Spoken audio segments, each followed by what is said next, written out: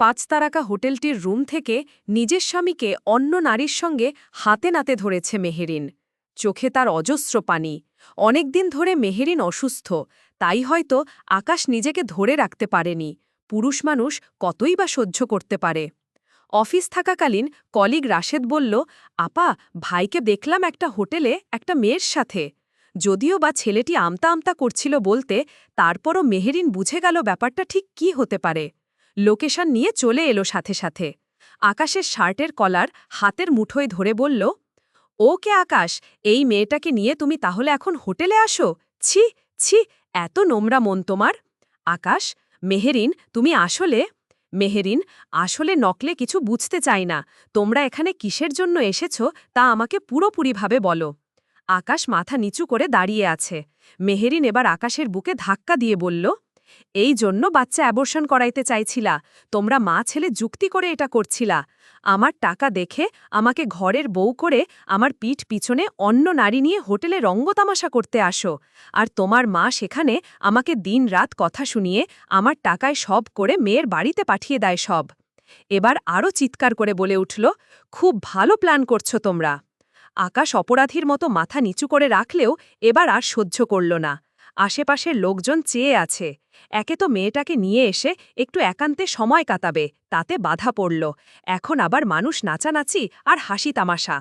আকাশ মেহেরিনকে ধাক্কা দিয়ে সরিয়ে দিল। মেহেরিন হোটেলের বারান্দার রেলিংয়ের কাছে গিয়ে ধাক্কা খেয়ে পড়ে গেল। মেহেরিনের কপাল ফেটে ফিনকি দিয়ে রক্ত বের হচ্ছে। এটাই তো ছিল কপালে, যেখানে নিজের স্বামী পর নারীতে আসক্ত, সংসার থেকেও না থাকার মতো। এমনই তো হওয়ার কথা। মেহেরিন উঠে দাঁড়ালো। আশেপাশে অনেক লোক জড়ো হয়েছে। লোকগুলোর সামনে নিজের লেডিস ব্যাগ নিয়ে মেয়েটির মুখে টাকা ছুঁড়ে মারল। ভরা লোকসভায় চিৎকার করে বলল, পতিতাবৃত্তিতে যখন নেমেছিস তাহলে কিছু তো পেতেই হবে, তাই না? আচ্ছা, আকাশ তো কৃপণ মানুষ, যার হাতে নিজের স্ত্রীকে সময় দিতেই সামান্য সময় থাকত না, সে তোকে নিশ্চয়ই তেমন ভালো পরিমাণ পেমেন্ট দিতে পারে না। নে ধর, আজ আমি তোকে এত টাকা দিলাম। এমনিতে হোটেলের লোকজন তোকে চিনে ফেলেছে। এদের মধ্যে আবার যখন কাউকে ধরবি নিশ্চয় আরও বেশি পেমেন্ট পাবি। আমার ব্যাগে এতটুকুই ছিল। না হলে আমি তোকে আরও অনেক টাকা দিতাম। খদ্দের হিসেবে আজ তুই এই পেমেন্টটা আমার কাছ থেকে নে। মেয়েটির আরেকটু সামনে গিয়ে, তুই চাইলে এর থেকে বড় ক্লায়েন্ট জোগাড় করে দিতে পারি। মেয়েটি লজ্জায় মুখে শাড়ির আঁচল দিয়ে ঢেকে ফেলেছে। আশেপাশের মানুষগুলো কেমন করে তার দিকে চেয়ে আছে। ছি ছি, এতদিন আসলেও আজ এই ঘটনায় তার সমস্ত শরীর কেমন কাটা দিয়ে উঠছে। এমন বিশ্রী আর দমবন্ধকর অবস্থা সে আর পড়েনি। আকাশের সঙ্গে সম্পর্ক তার বিয়ের আগেই ছিল। মামাতো ভাই আকাশকে সবসময় চাইতো একরকম পাগল পাগল, যাকে বলে। মেয়েরিনের সঙ্গে বিয়ের পর সব শেষ হয়ে যায়। 2 বছরের সংসারে আকাশ কখনোই মেয়েরিনকে তেমন কেয়ার করত না। বিয়ের 1 বছর না ফুরাতেই আকাশ শিলাকে নিয়ে মেতে উঠে। মেয়েরিন ছিল আকাশের তুরুপের তাস। মেয়েরিন ব্যাংকার, ভালো মাইনে পায়। সঙ্গে বিভিন্ন রকমের সংস্থায় ওঠা বসা আছে। মেয়েরিনের মেধার কারণে চাকরিও যেন তার হাতের মুঠোয়। তাই আকাশ তাকে বিয়ে করেছে। আকাশ মেয়েরিনকে ধমক দিয়ে উঠল, মেহরিন, আমার কিন্তু সহ্যের সীমা পেরিয়ে যাচ্ছে। মেহরিন, তাতে আমার কিচ্ছু আসে যায় না। এতদিন পরে পরে মার খেলেও এখন আমার কিচ্ছু আসে যায় না। এতদিন কটু কথা শুনে আসলেও এখন আমার কিচ্ছু আসে যায় না। যেখানে স্বামী স্বামীর জায়গায় নেই, বেহায়া নর্দমার কীট পশু হয়ে গেছে, এরকম স্বামী থাকার থেকে না থাকা ভালো। বিধবা হলেও সম্মান নিয়ে বাঁচতে পারব। যে পুরুষ নিজের সন্তানকে হত্যা করতে পারে, সংসার ধর্ম ফেলে রাতের পর রাত বাইরে ফষ্টিনষ্টি করতে পারে, তাকে আমার চাই না। কালকের মধ্যে ডিভোর্স লেটার পেয়ে যাবেন আপনি। আকাশের মধ্যে কোনো অনুভূতিই যেন প্রকাশ পেল না। সে এখন রাগে থরথর করে কাঁপছে। তার সামনে দাঁড়ানো ফুপাতো বোন শিলা মুখে কাপড় পেঁচিয়ে হোটেল থেকে লোকেদের আড়ালে বেরিয়ে যেতে চেষ্টা করছে। মেহেরিন চোখের পানি মুছে হোটেল থেকে বেরিয়ে পড়ল। আজ আর তার পিছুটান নেই। যে সংসার সে আগলে রাখতে চেয়েছিল, সেই সংসার আগেই ভেঙে চুরমার হয়ে গিয়েছিল। শুধু তার জন্য কিছুটা জোর ছিল এই সম্পর্কের, আজ সেটাও শেষ করে দিয়েছে সে। এখনও মনে পড়ে আকাশের কুকীর্তির কথা। প্রথম বাচ্চাটা আসার পর জোর করে অ্যাবর্শন করিয়েছে। ক্যারিয়ার নাকি নষ্ট হবে। দ্বিতীয়বার আবার একই প্রসঙ্গ টেনে জোর করিয়ে বাচ্চা নষ্ট করিয়েছে। 6 মাস সে একটা ঘোরের মধ্যে কাটিয়েছে। কোনো দিন তাকে প্রশ্ন করেনি কেমন আছে সে। দুটো বাচ্চা, দুটো নিষ্পাপ প্রাণ, কি করে শেষ করতে পারে কেউ এমন করে? মেহরিন ভাবতে ভাবতে সিএনজি থেকে নেমে গিয়েছে। অন্যদিকে আকাশের মা হায় হায় করতে করতে প্রায় 2বার মূর্ছা গেছেন। তার সোনার হরিণ হাতছাড়া হয়ে গেল। মেয়েটা তার বাবার বাড়ি থেকে কম সম্পত্তি পেত না, প্রায় 1 কোটি তো পেত। আর তার ছেলে সব শেষ করে দিল। এই ছেলের জন্যই তো 5তলা বাড়ি এখন বন্ধক। এই ছেলের জন্যই তো মেয়েটাকে তিনি নিয়ে এসেছেন। মেয়েও তার কাছে এসে পড়ে থাকে, নিজের যত স্বাদ আহ্লাদ মায়ের কাছে এসে মেটায়। মেয়ের যৌতুক আর ছেলের উগ্র চালচলনে বাড়ি তার আগেই শেষ। একমাত্র সম্বল ছিল ওই মেয়েটা, ওকেও ছেলেটা থাকতে দিল না। বাড়ির চৌকাঠে পা দেওয়ার সাথে সাথে মাথা চক্কর দিয়ে উঠল তার। শরীরটা বড্ড দুর্বল। দরজা খুলতেই মা তাকে দেখে চমকে উঠল। কিরে, তুই হঠাৎ আসতে পারি না? হ্যাঁ, কিন্তু এমনভাবে না জানিয়ে এলি। ঝড় কি বলে আসে মা? ঝড় তো যখন তখন তাণ্ডব নৃত্য চালিয়ে আসে। মেহরিনের মা মেয়ের কথার আগামাথা কিছুই বুঝতে পারছেন না। মেয়ের মুখে হাত দিয়ে বলে উঠলেন, এই তুই অসুস্থ নাকি? চোখ মুখ কেমন ফোলা ফোলা, কেঁদেছিস তুই? মেহরিন, কি হয়েছে তোর? মেহরিন দৌড়ে তার রুমে চলে গেল, ঠাস করে দরজাটা বন্ধ করে দিল। অসহ লাগছে তার। মনে হচ্ছে বিষ খেয়ে নিজেকে শেষ করে দেয়। আর একবার মনে হয় শরীরটাকে আগুনে ঝলসে পুড়িয়ে দিলে মনে হয় জ্বালাটা কিছুটা কমত। কেন এত কষ্ট? স্বামীর সঙ্গে পরনারী দেখায় কেন এত কষ্ট? এত কষ্ট করে নিজের স্বপ্ন দিয়ে গড়া সংসার অন্য আরেকজন কেড়ে নিচ্ছে। সেখানে তো সে জোর গলায় অনেক কথাই শুনিয়ে এলো। কিন্তু কিভাবে সে এসব সহ্য করবে? কিভাবে সে সহ্য করবে? মাথা যেন তারা চরমভাবে খারাপ হয়ে গেছে। হাতের কাছে কিছু খুঁজতে খুঁজতে নজর পড়ল টেবিলে রাখা ছুরি। বাহির থেকে দরজা যেন একদম ভেঙে ফেলবে। মার সাথে তাল মিলিয়ে ভাই, বাবা, ভাবি ও যেন ডেকে সাড়া হয়ে গেলেন। মেহরিন দৌড়ে তার রুমে চলে গেল, ঠাস করে দরজাটা বন্ধ করে দিল। অসহ্য লাগছে তার।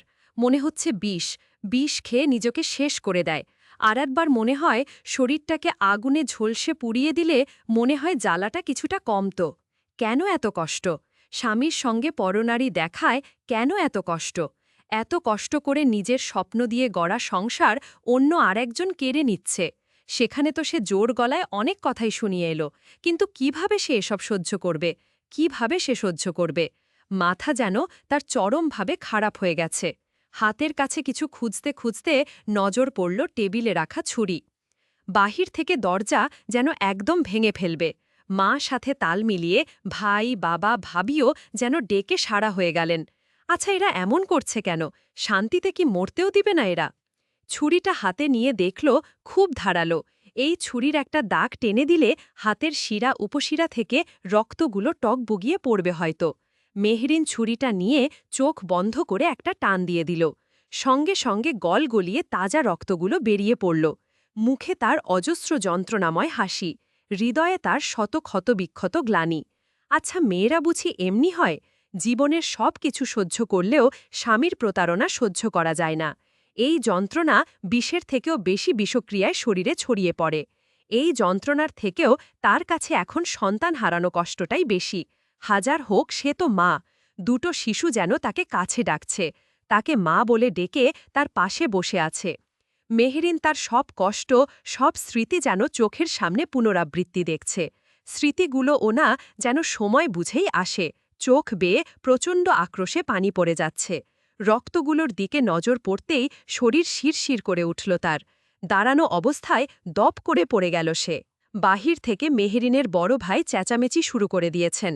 মেহরিনকে অনেকবার ডেকেও যখন কিছুই করতে পারেননি, তখন দরজা ভেঙে রুমের ভিতর ঢুকে পড়লেন। হুড়মুড়িয়ে রুমের ভিতর ঢুকে পড়ল সবাই। মেয়েকে নিথরভাবে পড়ে থাকতে দেখে মেহরিনের মা চিৎকার করে উঠলেন। বড় আদরের মেয়ে তার। 2 ছেলের পর এই ছোট মেয়েই আদরের মণি। সেই মেয়েকে এভাবে নিথর হয়ে পড়ে থাকতে দেখে তার যেন আত্মা কেঁপে উঠল। মেহরিনের বাবা মেয়ের কাছে গিয়ে বসে পড়লেন। স্তব্ধ হয়ে গেল সবাই। এটা কি হল? হাসিখুশি মেয়েটা এমন একটা কাণ্ড গঠিয়ে ফেলবে কেউ ভাবতেই পারেনি।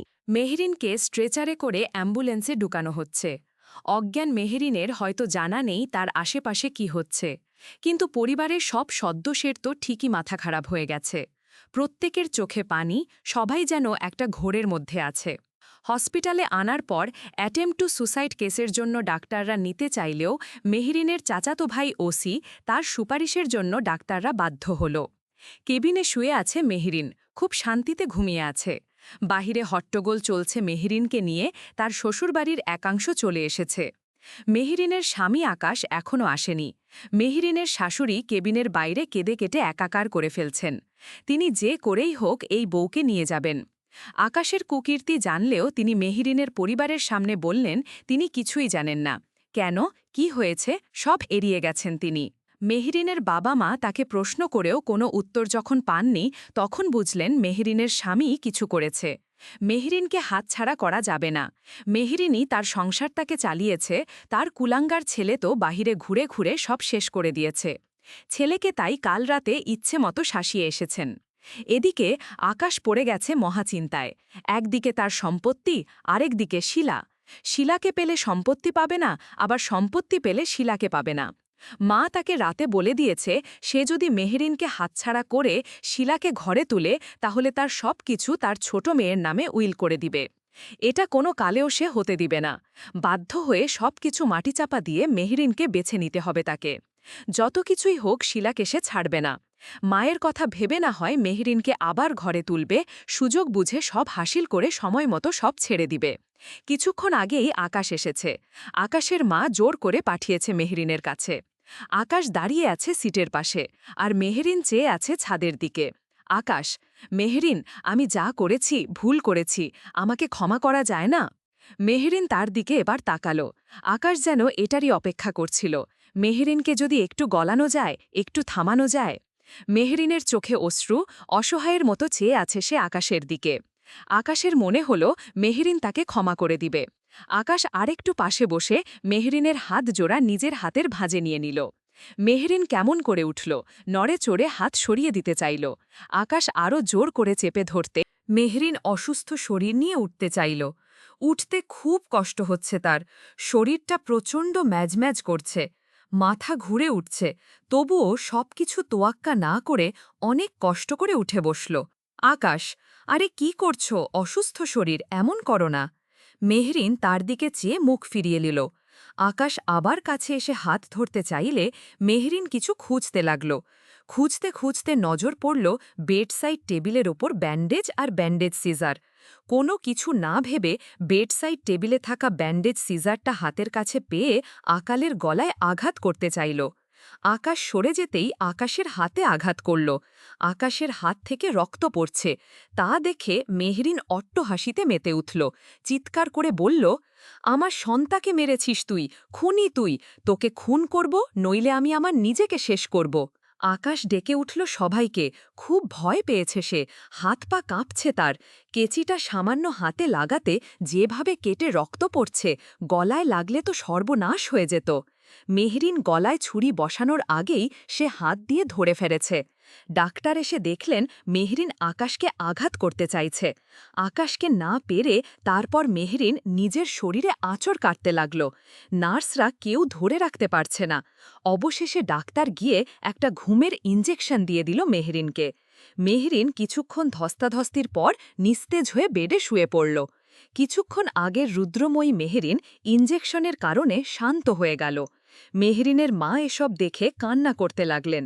ভালো শান্তশিষ্ট মেয়েটাও তার কেমন অদ্ভুত আচরণ করছে। মেহরিনের বাবা আর ভাইকে ডেকে নিয়ে গেলেন ডাক্তার তার কেবিনে। ডাক্তার ইভা, আঙ্কেল, আমার মনে হয় আপনাদের কিছু কথা জানানো উচিত। এই মুহূর্তে অবশ্য আপনারা তা সহ্য করতে পারবেন বলে মনে হয় না, তবুও আমাকে বলতে হবে। মেহরিনের বাবা, কি কথা? ডাক্তার ইভা, আসলে আঙ্কেল, মেহরিন মানসিকভাবে অনেক আঘাত পেয়েছে, অনেক টর্চার ওকে করা হয়েছে। আর আমি যতটুকু বুঝলাম মেহরিন প্রেগনেন্ট ছিল, একবার নয়, পরপর দুবার। একটা সন্তান সম্ভবা নারীর থেকে যদি তার সন্তানকে অকালে শেষ করে দেওয়া হয় তাহলে তার কি হবে বুঝতে পারছেন? মেহরিনের বাবা আর ভাই যেন আকাশ থেকে পড়লেন। মেহরিনের সঙ্গে এত কিছু ঘটে গেল। ডাক্তার ইভা, আঙ্কেল, মেহরিনের কন্ডিশন এখন অনেক খারাপ। ও এখনও পুরোপুরি মানসিকভাবে আঘাত পেয়েছে। ওর অবস্থা এমন যে কোনো সময় ও কিছু ঘটিয়ে ফেলতে পারে। মেহরিন নিজেকে নিজে শেষ করতে দুবারও ভাববে না। মেহরিনের বাবা, কি হয়েছে ওর? ডাক্তার ইভা, আঙ্কেল, আপনি বুঝতে পারছেন না, ওর মস্তিষ্কে এই ঘটনার এতই প্রভাব পড়েছে যে এখন ও মানসিক রোগী হয়ে গেছে। ওকে একজন ভালো সাইক্রিয়াট্রিকের কাছে কাউন্সেলিং করান আপনারা। ইমিডিয়েটলি যা করার করুন। এভাবে যদি চলতে থাকে তাহলে আপনারা মেহরিনকে কোনোভাবেই সুস্থ করতে পারবেন না। ও এমনিতেই দুর্বল। দুবার অপারেশন, অফিসের কাজের চাপ, সাংসারিক চাপ, তারপর আবার স্বামীর দিনের পর দিন অত্যাচার মেয়েটাকে ভেতরে ভিতরে শেষ করে দিয়েছে। মেহরিনের ভাইয়ের বুকের ওপর দিয়ে যেন বিরাট বড় রকমের পাথর কেউ চাপিয়ে দিয়েছে। কিভাবে এত কিছু হয়ে গেল মেয়েটার সাথে? এত অমানুষও আজকাল আছে? ডাক্তারিবা, আঙ্কেল, আপনি বুঝতে পারছেন না, ওর মস্তিষ্কে এই ঘটনার এতই প্রভাব পড়েছে যে এখনও মানসিক রোগী হয়ে গেছে। ওকে একজন ভালো সাইকোলজিস্টের কাছে কাউন্সেলিং করান আপনারা। ইমিডিয়েটলি যা করার করুন।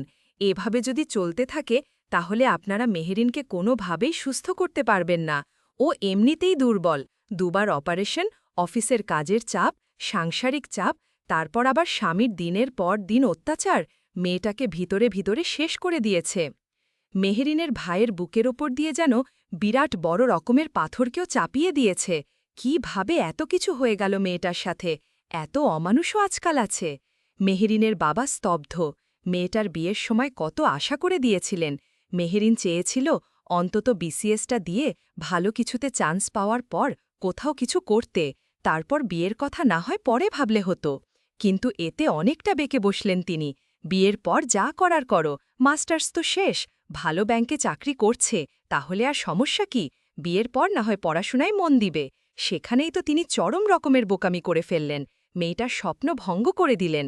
আজ নিজের কাছেই যেন বড় অপরাধী হয়ে গেলেন তিনি। ডাক্তার ইবা, আঙ্কেল, আমি কি বলছি তা শুনতে পারছেন? ডাক্তার ইবার কথায় ভাবনার রাজ্য থেকে বেরিয়ে এলেন তিনি। চোখে তার অশ্রু। চোখ মুছে ইবার দিকে তাকালেন, ভাঙা গলায় বলে উঠলেন, বলো মা, কি করতে হবে আমাকে? আমার মেয়ের জন্য আমি সব করতে রাজি। তোমরা শুধু বলো, মেয়েটা আমার আবার সুস্থ স্বাভাবিক জীবনে ফিরবে তো? ডাক্তার ইবা, জি ফিরবে। ওর সমস্যাটা তেমন বেশি সিরিয়াসও নয়, আবার হেলাফেলাও করা যাবে না। তাই বলছি, ভালো কোনো সাইকোলজিস্টের মাধ্যমে সমস্যাটা সমাধান করুন। মেহরিনের বাবা আর ভাই উঠে দাঁড়ালেন। দাঁড়াতেও খুব কষ্ট হচ্ছে তাদের। ডাক্তারের চেম্বার থেকে বেরিয়ে মেহরিনের কেবিনের সামনে এলেন। মেহরিনের মা মেয়ের জন্য বসে আছেন সিটে। কখন কি হয়, মেহরিন ঘুম থেকে জেগে আবার কোনো কাণ্ড গঠায়, তার জন্যই ভীষণ চিন্তায় ছিলেন তিনি। কেটে গেল 2 দিন। হাসপাতালের কেবিনে থাকতে থাকতে মেহরিন বিরক্ত বোধ করছে অনেকটা। একটু পরপর নার্স ও আয়াদের দেখলেই বলছে, আমি বাড়ি যাব, আমার না 2 বাবু আছে, তোমরা দিবে আমাকে যেতে? ডাক্তার আর নার্সগুলো তখন কোনো জবাব দিতে পারে না। মেহরিনকে শান্ত করে বেরিয়ে যায় তারা। কি জবাব দিবে তারা? 2 বাচ্চা, বাবু, এটা সেটা বলে যেই মেয়েটা পাগলামি করছে সে নিজেও হয়তো ভুলে গেছে। বাচ্চা দুটোর একটি ও এই পৃথিবীর বাসিন্দা নয় এখন। অনর্থক মিথ্যে আশ্বাস দিয়েও তো লাভ নেই। হাসপাতালে যখন কোনো বাচ্চার চিৎকার সে শুনত, অনেকটা হুড়মুড়িয়ে বিছানা ছেড়ে উঠার চেষ্টা করত। কখনো বা বলত, আমার বাবুটার কাছে নিয়ে যাবা, বাবুটা কাঁদছে, মাথার চুলগুলো সব যেন ছিঁড়ে ফেলবে সে। তাই ডাক্তার ইভার কথা মতো তাকে বাসায় নিয়ে যাওয়া হচ্ছে। আকাশ সেদিনের পর আর আসেনি। তার মতে এখনই সুযোগ বুঝে মাকে গলানোর। এখন তো মেহরিন ও অসুস্থ, মেহরিন আর সুস্থ হবে বলে মনে হচ্ছে না। আর মাকে বুঝিয়ে বললে মা হয়তো মেহরিনকে আর এই বাড়িতে রাখতে চাইবে না। তাই সে ভেবে নিল যেভাবেই হোক সে মাকে রাজি করিয়ে ফেলবে। এখন শুধু ডিভোর্স পেপারটা রেডি করার বাকি। মেহরিনের বাবা তাকে কাল কল করে জানিয়ে দিয়েছেন খুব শীঘ্রই ডিভোর্সের ব্যবস্থা করবেন তিনি। মেয়েকে আর শেষ হতে দেখতে পারবেন না।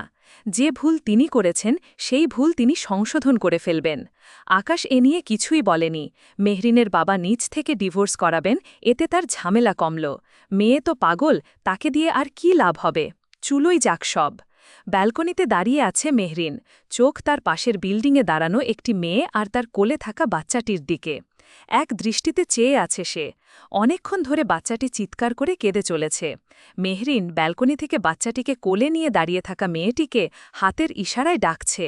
মেয়েটি তাকে যেন একদমই দেখছে না। মেহরিন এবার ডেকে উঠল সেই মেয়েটিকে। এই শুনছ, এই মেয়ে, শুনো না, ওকে একটু দিবে আমার কাছে, দাও না। মেয়েটি শোনার জন্য আরেকটু কাছে এসে দাঁড়িয়ে পড়ল আর বলল, কি কন আফা, শুনি। আরে বলছি, ওকে একটু নিয়ে আসো না। আমি পারুম না ভাইজান, আমারে বকব। মাথা চুলকে মেহরিন হেসে বলে উঠল, তোমার ভাইজানকে আমি মেরে দিব। মেয়েটি এই কথা শুনে হেসে আরেকটু কাছে এসে বলল, ভাইজানের মেলা রাগ বুঝছেন, এই বাবুটারও মেলা রাগ, হের মতো হইছে। আমি পারুম না নিতে, আমনে আইয়া নেন। বলেই মেয়েটি ভিতরে চলে গেল। মেহরিন মেয়েটির চলে যাওয়া দেখতে লাগল। মেয়েটি অনেকবার ডাকল, কিন্তু মেয়েটি একবারও তার দিকে ফিরল না। কিছু একটা মনে পড়তেই মেহরিন ব্যালকনি ছেড়ে দৌড়ে মেইন দরজা দিয়ে বেরিয়ে গেল। বিকেলের এই সময়টা সবাই ঘুমেই থাকে, তাই কেউ নজর দিতে পারেনি। মেহরিন নিচে গেট খুলে দেখল তার ভাই দাঁড়িয়ে আছে। মাহিন, মেহরিন, তুই এখানে? তোর শরীর তো খারাপ, কোথায় যাচ্ছিস তুই? মেহরিন, বাবুটাকে নিয়ে আসতে, ওই বাবুটা কাঁদছে ভাইয়া। মাহিন বুঝল মেহরিন বাচ্চা দেখে আবার পাগলামি করবে, তাই মাহিন তার হাত ধরে বলল, মাহিন, বাবুকে এখন দেখতে যাওয়া যাবে না। না, আমি যাব, দেখিসনি ও কিভাবে কাঁদছে। মাহিন, সম্ভব নয়, তুই চল আমার সাথে। মেহরিনকে জোর করে ঘরে এনে বসিয়ে দিলেন, আর সবাইকে ডেকে বলে দিলেন মেহরিনের বাইরে বের হওয়ার কথা। মাহিন মেন দরজা বন্ধ করে দিয়েছে। মেহরিনের রুমে ভিতর যত ধরনের কেঁচি, ছুরি, আঘাত করার মতো সব জিনিস বের করে মেহরিনকে রুমে ঢুকিয়ে দিয়েছে। মেহরিন চিৎকার করে কাঁদছে আর বলছে, তোমরা আমাকে বাধা দিও না, আমাকে যেতে দাও, ও আমার সন্তান, ও কাঁদছে। মাহিন, ও তোর বাচ্চা না। মেহরিন রুমের সব কিছু ছুঁড়ে ফেলে দিচ্ছে, আমি মানি না, ওকে তোমরা নিয়ে আসো। মেহরিন সারাটা দিন কেঁদেছে, একটুও থামেনি। মাহিন রাতের বেলায় মেহরিনের রুমের দরজা খুলে ঢুকে দেখল মেহরিন ফ্লোরে পড়ে আছে। মেহরিনের পাশে বসে ডাকতে লাগল মাহিন। মেহরিনের ভিজে যাওয়া চোখ দুটো দেখে মাহিনের বুক কেমন কেঁপে উঠল। মেহরিন ভাইকে দেখে আবার ডুকরে কেঁদে উঠল। কাঁদতে কাঁদতে ক্লান্ত মেহরিন মাহিনের পা চেপে ধরল। চেপে ধরে বলতে লাগল, আমার বাবুটাকে এনে দেয় না ভাই, আমার কলিজাটাকে এনে দেয়। বিড়বিড় করে কী সব বলতে বলতে মাহিনের পায়ের কাছেই পড়ে গেল সে। মাহিন ও আজ যেন পুরোপুরি নির্বাক। মেহরিনকে বুকে জড়িয়ে ধরল সে। মেহরিন চিৎকার করে কাঁদছে আর বলছে, তোমরা আমাকে বাধা দিও না, আমাকে যেতে দাও, ও আমার সন্তান, ও কাঁদছে। মাহিন, ও তোর বাচ্চা না। মেহরিন রুমের সব কিছু ছুঁড়ে ফেলে দিচ্ছে, আমি মানি না, ওকে তোমরা নিয়ে আসো। মেহরিন সারাটা দিন কেঁদেছে, একটুও থামেনি। মাহিন রাতের বেলায় মেহরিনের রুমের দরজা খুলে ঢুকে দেখল মেহরিন ফ্লোরে পড়ে আছে। মেহরিনের পাশে বসে ডাকতে লাগল মাহিন।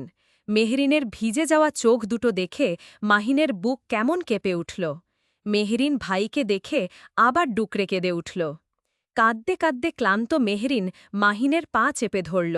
চেপে ধরে বলতে লাগল, আমার বাবুটাকে এনে দেয় না ভাই, আমার কলিজাটাকে এনে দেয়। বীর করে কী সব বলতে বলতে মাহিনের পায়ের কাছেই পড়ে গেল সে। মাহিনও আজ যেন পুরোপুরি নির্বাক। মেহরিনকে বুকে জড়িয়ে ধরল সে। মেহরিন ভাইয়ের পা জড়িয়ে বসে আছে, আর মাহিন তার মাথা বুকে জড়িয়ে আছে। দরজার পাশেই দাঁড়িয়ে আছে মাহিনের বছর ৫ বয়সের মেয়ে মৃদুলা। ফুপুকে দেখে সে যেন ভয় পেয়েছে, সামনে আসতে চাইছে না। গতকাল তার মা তাকে বলে দিয়েছে ফুপু অসুস্থ, তাকে যেন বিরক্ত না করা হয়। সেই কথা ভেবেই দূরে দূরে রয়েছে সে। মৃদুলা রুমে ঢুকে পড়ল। বাবার সামনে দাঁড়াতেই মাহিন কাছে ডেকে তাকে পাশে বসিয়ে দিল। মাহিন, মেহরিন। মাহিন, ও তোর মেয়ে, এই তোর মেয়ে। মৃদুলা, মা ফুপির কাছে যাও। মৃদুলা একটু ভয়ে ভয়ে মেহরিনের পাশে দাঁড়াল। মেহরিন ওকে কাছে পেয়ে ঝাপটে জড়িয়ে ধরল কিছুক্ষণ। পরম মমতায় মৃদুলাকে আদর করতে লাগল। কপালে চুমু খেয়ে বুকে জড়িয়ে রইল। সে এখন অন্য ঘোরে রয়েছে। যখন যা মনে আসে তা করে বেড়াচ্ছে। কোথায় কি হচ্ছে তা যেন তার মাথায় ঢুকছে না। নরম তুলতুলে হাত দুটো ধরে বসে আছে, যেন কেউ তার কাছ থেকে কেড়ে নিবে। সারা ঘর যেন একদম হট্টগোল শুরু হয়ে গেছে। কিছুক্ষণ আগেই বাড়িতে তা দিয়েছে সাফায়াত। নানার বাড়ি সচরাচর তেমন একটা ঘুরতে আসে না সাফায়াত। বড় কেন ছোটবেলায় সাফায়াত কোথাও সহজে ঘুরতে যেত না, কারণ হই হুল্লড় নাকি তার কাছে বিরক্তিকর। নানুমা অসুস্থ বিধায় এসেছে, তাও মায়ের অনুরোধের জেরে এসেছে। মা আর তার মেয়ে শিমুকে রাখার জন্য ময়না পাঠিয়ে দিয়েছে আগেই। শিমু খুবই ছোট, প্রায় 1 হবে বাচ্চা মেয়েটার বয়স। এতটুকু মেয়েকে ছেড়ে থাকতে তার ভালো লাগে না, তাই অফিস দেরি করে এসে রাতে এখানে থাকার প্রস্তুতি নিয়েছে। শিমু সারাটা দিন চিৎকার করে কাঁদলেও বাবাকে পেয়ে যেন একদম চুপ হয়ে গেছে। এতটুকু মেয়ে কিভাবে যে এত কিছু বুঝে শেয়ানা হয়ে গেছে সে।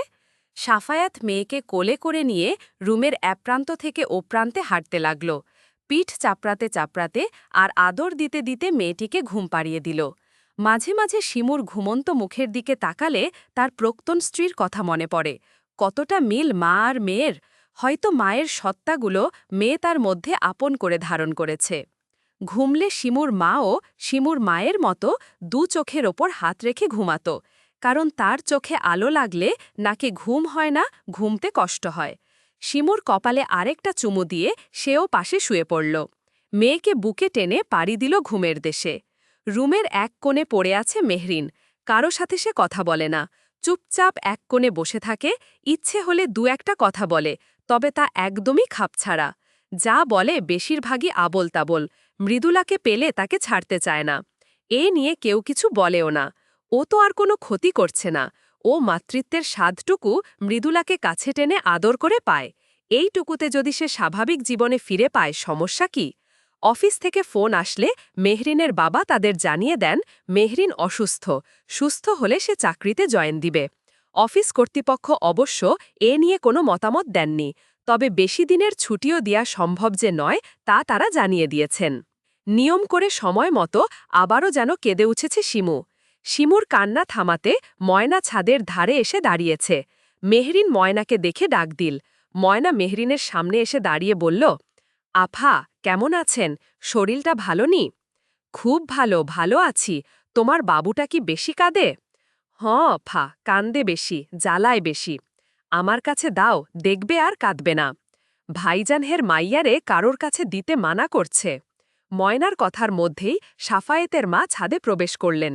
সাফায়েতের মা সুলতানা বেগম। এই ময়না, কার সাথে কথা বলছিস? আর ওকে নিয়ে ছাদে এত ঘোরাফেরা করার কি দরকার? ঘুমিয়ে গেলে রুমে নিয়ে খাটে শুইয়ে দিস, যা। ময়না, ওই যে আফার লগে। সুলতানা বেগম ময়নার দৃষ্টি অনুসরণ করে দেখলেন মেহরিন দাঁড়িয়ে আছে। শুকনো মুখ, সেই মুখে লেগে আছে হাসি। আরে মেহরিন যে, কি খবর তোমার? ময়না, খালা, হের কিন্তু মনে হয় তার ছিঁড়া আছে। What rubbish! ময়না, তোমাকে না কত করে বলেছি কথাবার্তার পরিবর্তন কিছু করো। এভাবে সরাসরি একজন মানুষের সামনে আজে বাজে কথা বলবে না। না বুঝলে চুপ করে থাকবে। তুমি ওর সম্বন্ধে এভাবে বলছো, তুমি কি জানো ও কেমন? যাও, বাসায় যাও। ময়না ভয় পেয়ে দৌড়ে বাসায় চলে গেল। সুলতানা বেগম মেহরিনের কাছে এসে দাঁড়িয়ে বললেন, ওর কথায় কিছু মনে করো না মেহরিন। খুব ছোট ও সাফায়েতের মেয়ে হয়েছে, মা নেই মেয়েটার। এত ছোট্ট মেয়েকে কে দেখবে? আমি এখনো চাকরি ছাড়িনি। তুমি তো জানো আমি কাজ পাগল মানুষ, কাজ ছাড়া আমার চলেই না, বলেই হেসে দিলেন তিনি। বিকালে তোমাদের বাসায় আসব, অনেক কথা জমে আছে, ঠিক আছে?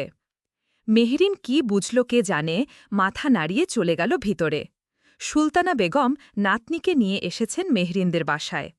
নিজের গল্প আর সুখ দুঃখের কথা বলতে এসে যেন নিজেই স্তব্ধ হয়ে গেলেন। তার পাশেই শিমুর হাত ধরে বসে আছে মেহরিন। মেহরিন শিমুর হাত দুটো নেড়ে ছেড়ে সুলতানা বেগমের কোলে থাকা অবস্থায় আদর করে দিচ্ছে। সুলতানা বেগম অবশ্য কিছু বলেননি, তবে শিমুকে তিনি কোল থেকে নামিয়ে দেননি। মেহরিন মানসিকভাবে বিপর্যস্ত, এখনও পুরোপুরি সুস্থ নয়। শিমুকে তার হাতে ছেড়ে দেওয়া মানে চরম প্রকারের বোকামি করা। আবার এও ভাবছেন মেয়েটারই বা দোষ কি? এই মেয়েটার তো কোনো দোষ নেই, মেয়েটি পাগলও নয়। মেয়েটির দরকার ভালোবাসা, ভরসা, আশ্রয় আর বুক ভরা নিঃশ্বাস। ভালোবাসা, ভরসা, আশ্রয়, এই 3 মিলেই তো মানুষের মধ্যে তৃপ্ততা আসে। আর এই তৃপ্তিতেই বুক ভরে একজন মানুষ নিঃশ্বাস নিতে পারে। যে মানুষটির ভাগ্যে এই ৩ জিনিস নেই সে মানুষটির জীবনে কতটুকি বা পূর্ণতা পাবে। সুলতানা বেগমের পাশে বসে কাঁদছেন মেহেরিনের মা। মেয়ের জীবনের সুখের গল্প যেখানে হেসে বলার কথা, সেখানে তিনি কেঁদে বলছেন তার মেয়ের আত্মজীবনী। সুলতানা বেগম মেহরিনের মুখের দিকে চেয়ে আছেন, আশ্চর্য হয়ে যাচ্ছেন। মিষ্টি আর সুন্দর মুখশ্রীর মেয়েটির মুখে আগের মতোই হাসি লেগে আছে, তবে বদলে গেছে তার চেহারা আর শরীর। ভালোবাসা, ভরসা, আশ্রয় আর বুক ভরা নিঃশ্বাস। ভালোবাসা, ভরসা, আশ্রয়, এই ৩ মিলেই তো মানুষের মধ্যে তৃপ্ততা আসে। আর এই তৃপ্তিতেই বুক ভরে একজন মানুষ নিঃশ্বাস নিতে পারে। যে মানুষটির ভাগ্যে এই ৩ জিনিস নেই সে মানুষটির জীবনে কতটুকুই বা পূর্ণতা পাবে। সুলতানা বেগমের পাশে বসে কাঁদছেন মেহেরিনের মা। মেয়ের জীবনের সুখের গল্প যেখানে হেসে বলার কথা, সেখানে তিনি কেঁদে বলছেন তার মেয়ের আত্মজীবনী। সুলতানা বেগম মেহেরিনের মুখের দিকে চেয়ে আছেন, আশ্চর্য হয়ে যাচ্ছেন। মিষ্টি আর সুন্দর মুখশ্রীর মেয়েটির মুখে আগের মতোই হাসি লেগে আছে, তবে বদলে গেছে তার চেহারা আর শরীর, বদলে গেছে তার সত্তাও। মেহেরিন শিমুকে আদর করতে করতে সুলতানা বেগমকে বলে উঠল, আন্টি, ওকে একটু কোলে দেও না। সুলতানা বেগম মেহরিনের মুখের দিকে একবার তাকিয়ে দেখলেন, মুখে তার আকুল আবেদন। এই মিষ্টি মুখের মেয়েটাকে কি করে না করা যায়। তিনি মেহরিনের কোলে শিমুকে দিয়ে দিলেন। শিমুকে মেহরিনের কোলে দিয়ে দেওয়ায় মেহরিনের মুখে এক রাশ হাসি উপচে পড়েছে। শিমু টুক্কুর টুক্কুর করে চেয়ে আছে। মেহরিন মুখের কাছে নিয়ে শিমুর কপালে চুমু দিতেই শিমু চোখ বুজে হেসে দিল। তারপর তার ছোট ছোট নরম দুটো হাত দিয়ে মেহরিনের পুরো মুখ ছুঁয়ে দিল। সুলতানা বেগম চেয়ে আছেন। তার কাছে এ দৃশ্য মনে হচ্ছে কোনো পূর্ণ মা তার সন্তানকে নিঃস্বার্থভাবে আদর করছে, আর সেই আদরগুলোকে মেখে নিচ্ছে মা হারা এক সন্তান। সুলতানা বেগম শিমুকে মেহেরিনের কাছ থেকে নিয়ে নিলেন। মেহেরিনের মাথায় হাত বুলিয়ে বললেন, ভালো থেকো মা, তাড়াতাড়ি সুস্থ হও, সব কিছু ওপরওয়ালার হাতে। এমন হতে পারে আজ যারা তোমার জীবনে তছনছ করে দিয়েছে কাল তারাই তোমার পায়ে এসে পড়বে। তোমার জন্য আমার পূর্ণ আশীর্বাদ আছে। দোয়া করি জীবন তোমার পূর্ণ হোক, সম্পূর্ণ রূপে আবার নিজেকে তৈরি করো। মেহেরিনের মাকে উদ্দেশ্য করে, ভাবি, গেলাম আমি। সাফায়াতকে তো চিনেন, ও আমাকে কালকে দয়া করে এখানে থাকতে দিলেও আজ দিবে না, হয়তো এখন চলেও এসেছে বাসায়। যাই আমি, ভালো থাকবেন। আর মেহেরিন মায়ের চিকিৎসা করান যত তাড়াতাড়ি পারেন। মেয়েটার সাথে এত কিছু হয়ে গেল, এতটুকু বয়সে কত নির্যাতন সহ্য করেছে ও। মেহেরিনকে দেখে শিমুকে কোলে করে নিয়ে গেলেন তিনি। মেহেরিন শিমুর দিকে চেয়ে আছে, চোখ দুটো ছলছল করছে। মেহেরিন তার রুমে দৌড়ে চলে গেল। সাইকোলজিস্ট ফজলে এনামুল হক চৌধুরী বিরাট বড় এবং কঠিন নামের হলেও মানুষটা একদমই সরল প্রকৃতির। হেসে হেসে কথার ছলে যেন মানুষের সঙ্গে মিশে যেতে পারেন খুব সহজে। মেহেরিন আজ ১ মাস তার কাছে আসে, তার পরামর্শ মতে চলে। এই ১ মাসে মেহেরিনের কিছুটা পরিবর্তন হয়েছে, যেমন আগে কিছুই মনে করতে পারত না, এখন সে স্পষ্ট সব মনে করতে পারে এবং বলতে পারে। তবে আগের মতো এখনও কারোর সঙ্গে স্বাভাবিক হতে পারেনি সে। এখন এক কোণে চুপচাপ বসে থাকে। এনামুল সাহেব বসে বসে চা খাচ্ছেন, তার পাশে একটা ডিভানে আধশোয়া হয়ে আছে মেহেরিন। এনামুল সাহেব প্রশ্ন করলেন, তোমার এখন কাকে বেশি আপন মনে হয়? কেউ না। কেন কেউ নয়? এত বড় পৃথিবীতে কেন কেউ তোমার আপন নয়? সবই পর। কেন পর? তোমার কি কোনো ভালোবাসার মানুষ নেই? নেই, নেই, আমার কেউ নেই। আমার বাচ্চা নেই, আমার স্বামী নেই। তোমার স্বামী যদি তোমার কাছে ফিরে আসে তাকে কি তুমি গ্রহণ করবে? মেহেরিন চোখ বন্ধ অবস্থায় ছটপট করতে করতে চিৎকার করে উঠে বসল, আমার কেউ নেই, আমার স্বামী নেই, সে আমার স্বামী না, সে আমার শত্রু। রিল্যাক্স, রিল্যাক্স, শান্ত হও মেহেরিন, সে তোমার শত্রু, আমি মেনে নিয়েছি। শান্ত হও, ও চাই না তার কাছে তুমি যাও। মেহেরিনের তীব্র উত্তেজনা ক্রমশ কমতে লাগল। শুয়ে পড়ো আর চোখ বন্ধ করো, আমি যা বলছি তা শোনো। মেহেরিন চোখ বন্ধ করে শুয়ে পড়ল। এনামুল সাহেব, তোমার বিয়ের পর থেকে কি হয়েছে তা আমাকে বলো। মেহেরিন চোখ বন্ধ করে মনে করার চেষ্টা করছে। আমার বিয়ের প্রথম দিকে আকাশ আমার সাথে ভালো আচরণ করলেও শেষে এসে আমার সঙ্গে খারাপ আচরণ করে আমার। এনামুল, কখন? মেহেরিন প্রথম কনসিভের সময় আমি তাকে এ ব্যাপারে বললে সে আমার শাশুড়িকে এটা বলতে নিষেধ করে দেয়। তার মতে আমার আর তার কেরিয়ার নাকি বাচ্চাই শেষ করে দিবে। কেরিয়ারে আমরা এগুতে পারবো না, বাচ্চা হলে অফিস সামলাবো কিভাবে, এগুলো সে বলতো সব সময়। সেদিনের পর থেকে সে আমাকে পুরোপুরি সময় কম দিয়ে অফিস নিয়ে পড়ে থাকত। দিন হলে অফিস, রাত হলে বাসায় এসে আমাকে নানাভাবে কথা শোনাত। আর টাকা নেওয়া তো নিত্যদিনের কথা। এর মাঝে আমি বুঝে গেলাম তার সাথে কারো সম্পর্ক চলছে, গভীর সেই সম্পর্ক। কিন্তু কার সাথে তা আমি প্রমাণসহ বের করতে পারছি না। প্রতিবার কলের পর কল কেটে দেওয়া, মোবাইলে তেমন ইনফরমেশনও ছিল না। আর তাছাড়া স্বামীর পিছনে গোয়েন্দাগিরি করার সময়ও আমার ছিল না।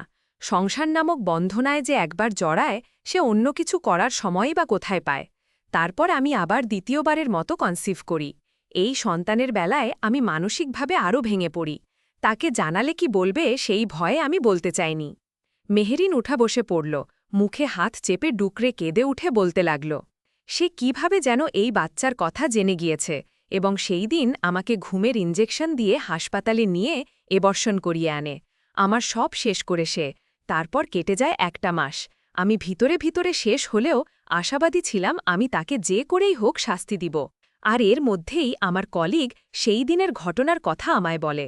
তার ফুপাতো বোন শিলার সাথে সম্পর্ক, এই বিষয়টা কখনো আমার জানা হতো না যদি না আমি সেদিন হোটেলে যেতাম। আর সেই ঘটনায় আমি প্রমাণ জোগাড় করতে সক্ষম হই। মেহেরিন কাঁদতে লাগল। মাহিনের স্ত্রী এসে পাশে বসে পড়ল, তাকে সান্ত্বনা দিতে লাগল। এনামুল সাহেব, মিসেস মাহিন, ওকে কাঁদতে দিন, আপনি চলুন আমার চেম্বারে। মাহিনের স্ত্রী, স্যার, কি বুঝলেন ওর অবস্থা? এনামুল সাহেব, আপনাদের মতো পরিবার থাকলে কেউই অসুস্থ হয়ে পড়ে থাকবে না। যাই হোক, আমি মেহেরিনকে নিয়ে আগেই আশাবাদী ছিলাম। তবে আমার মনে হয় ওকে আরও কিছু সময় দেওয়া উচিত। ওর এই 1 মাসের কোর্সে বুঝলাম ওর যথেষ্ট পরিবর্তন এসেছে। মাহিনের স্ত্রী, ধন্যবাদ স্যার। মেহেরিনকে টানা 1 মাস এনামুল সাহেবের কাছে নিয়ে আসা হয়। আগের মতো উগ্রতা তার কিছুটা কমেছে, তবে পুরোপুরি নয়। মাঝে মাঝে অবশ্য এখনও কেঁদে উঠে সে। তবে বাবা মা আর ভাই ভাবির জন্য সে দিক থেকে সে পূর্ণ হয়েছে। ডিভোর্স লেটারে সাইন করছে মেহেরিন। আজ এক ফোঁটাও জল তার চোখ থেকে পড়ছে না। শক্ত হাতে কলম ধরেছে সে। একসময় স্বামীকে চোখের আড়াল হতে দেখলেই খুঁজতে খুঁজতে ক্লান্ত হয়ে যেত, এখন তা সম্পূর্ণরূপে বন্ধ। আকাশকে আর এ বাড়িতে আসতে দেননি মেহেরিনের বাবা। মাহিন চেয়েছিল আকাশকে পুলিশে দেওয়ার জন্য, যেন কঠিন শাস্তি পায়। কিন্তু বাদ সাধলেন মেহেরিনের বাবা। তার মতে সব বিচার কাঁধে নিতে নেই, প্রকৃতির শাস্তি বলেও কিছু আছে। মেয়ের আস্তে আস্তে সুস্থ স্বাভাবিক জীবনে ফিরে আসছে, এতেই অনেক। ডিভোর্স লেটারে সাইন করছে মেহেরিন। আজ এক ফোঁটাও জল তার চোখ থেকে পড়ছে না। শক্ত হাতে কলম ধরেছে সে। একসময় স্বামীকে চোখের আড়াল হতে দেখলেই খুঁজতে খুঁজতে ক্লান্ত হয়ে যেত, এখন তা সম্পূর্ণরূপে বন্ধ। আকাশকে আর এ বাড়িতে আসতে দেননি মেহেরিনের বাবা। মাহিন চেয়েছিল আকাশকে পুলিশে দেওয়ার জন্য, যেন কঠিন শাস্তি পায়, কিন্তু বাদ সাধলেন মেহেরিনের বাবা। তার মতে সব বিচার কাঁধে নিতে নেই, প্রকৃতির শাস্তি বলেও কিছু আছে। মেয়ে আস্তে আস্তে সুস্থ স্বাভাবিক জীবনে ফিরে আসছে, এতেই অনেক। তার এখন মেয়েকে নিয়ে চলে চিন্তা। মেয়েটা তার ভালো আছে এটাই চাই। অন্য কিছু ভেবে কিছুই করার নেই। লোকের কথায়, সমাজের কথায় কত বসে বসে মেয়ের নির্যাতন দেখবেন। মেহেরিন ডিভোর্স লেটার সাইন করে উঠে গেল। একবারও আকাশের ছবি, আকাশের স্মৃতি কিছুই তার মানসপটে আসল না। হয়তো আকাশের প্রতি এতটাই ঘৃণা জমেছে। এটাই কি সম্পর্ক, যেখান থেকে ভালোবাসা দিয়ে শুরু, ঠিক ঘৃণা দিয়ে শেষ হয়? মেহেরিন সাইন করে নিজের রুমে চলে গেল। সে হয়তো এখনও পুরোপুরিভাবে বুঝেওনি সে কি করছে বা কি হচ্ছে। কিন্তু তার অজানাতেই তার সংসার নামক মায়া আর পবিত্র বন্ধন সুতো ছিঁড়ে খণ্ড খণ্ড হয়ে গেছে। খণ্ড খণ্ড হয়ে গেছে বললে ভুল হবে, আগেই ছিল খণ্ডিত। তবে তা জোড়াতালির আড়ালে ছিল এতদিন।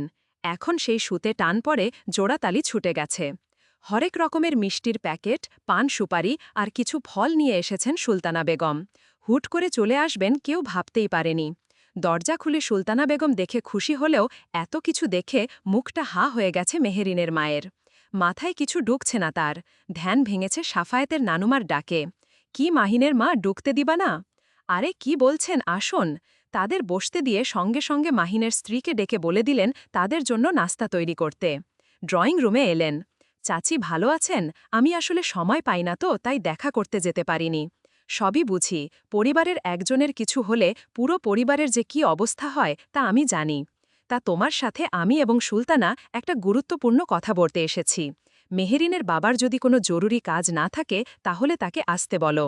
মেহেরিনের মা তাদের মুখের দিকে চেয়ে আবার পান সুপারি মিষ্টির কথা মাথায় আসতেই হঠাৎ করেই তার মাথায় একটা জিনিস নাড়া দিয়ে উঠল। কি মাহিনের মা, ডুকতে দিবা না? আরে কি বলছেন, আসুন। তাদের বসতে দিয়ে সঙ্গে সঙ্গে মাহিনের স্ত্রীকে ডেকে বলে দিলেন তাদের জন্য নাস্তা তৈরি করতে। ড্রয়িং রুমে এলেন। চাচি ভালো আছেন? আমি আসলে সময় পাই না তো, তাই দেখা করতে যেতে পারিনি। সবই বুঝি, পরিবারের একজনের কিছু হলে পুরো পরিবারের যে কি অবস্থা হয় তা আমি জানি। তা তোমার সাথে আমি এবং সুলতানা একটা গুরুত্বপূর্ণ কথা বলতে এসেছি। মেহেরিনের বাবার যদি কোনো জরুরি কাজ না থাকে তাহলে তাকে আসতে বলো। মেহেরিনের মা তাদের মুখের দিকে চেয়ে আবার পান সুপারি মিষ্টির কথা মাথায় আসতেই হঠাৎ করেই তার মাথায় একটা জিনিস নাড়া দিয়ে উঠল।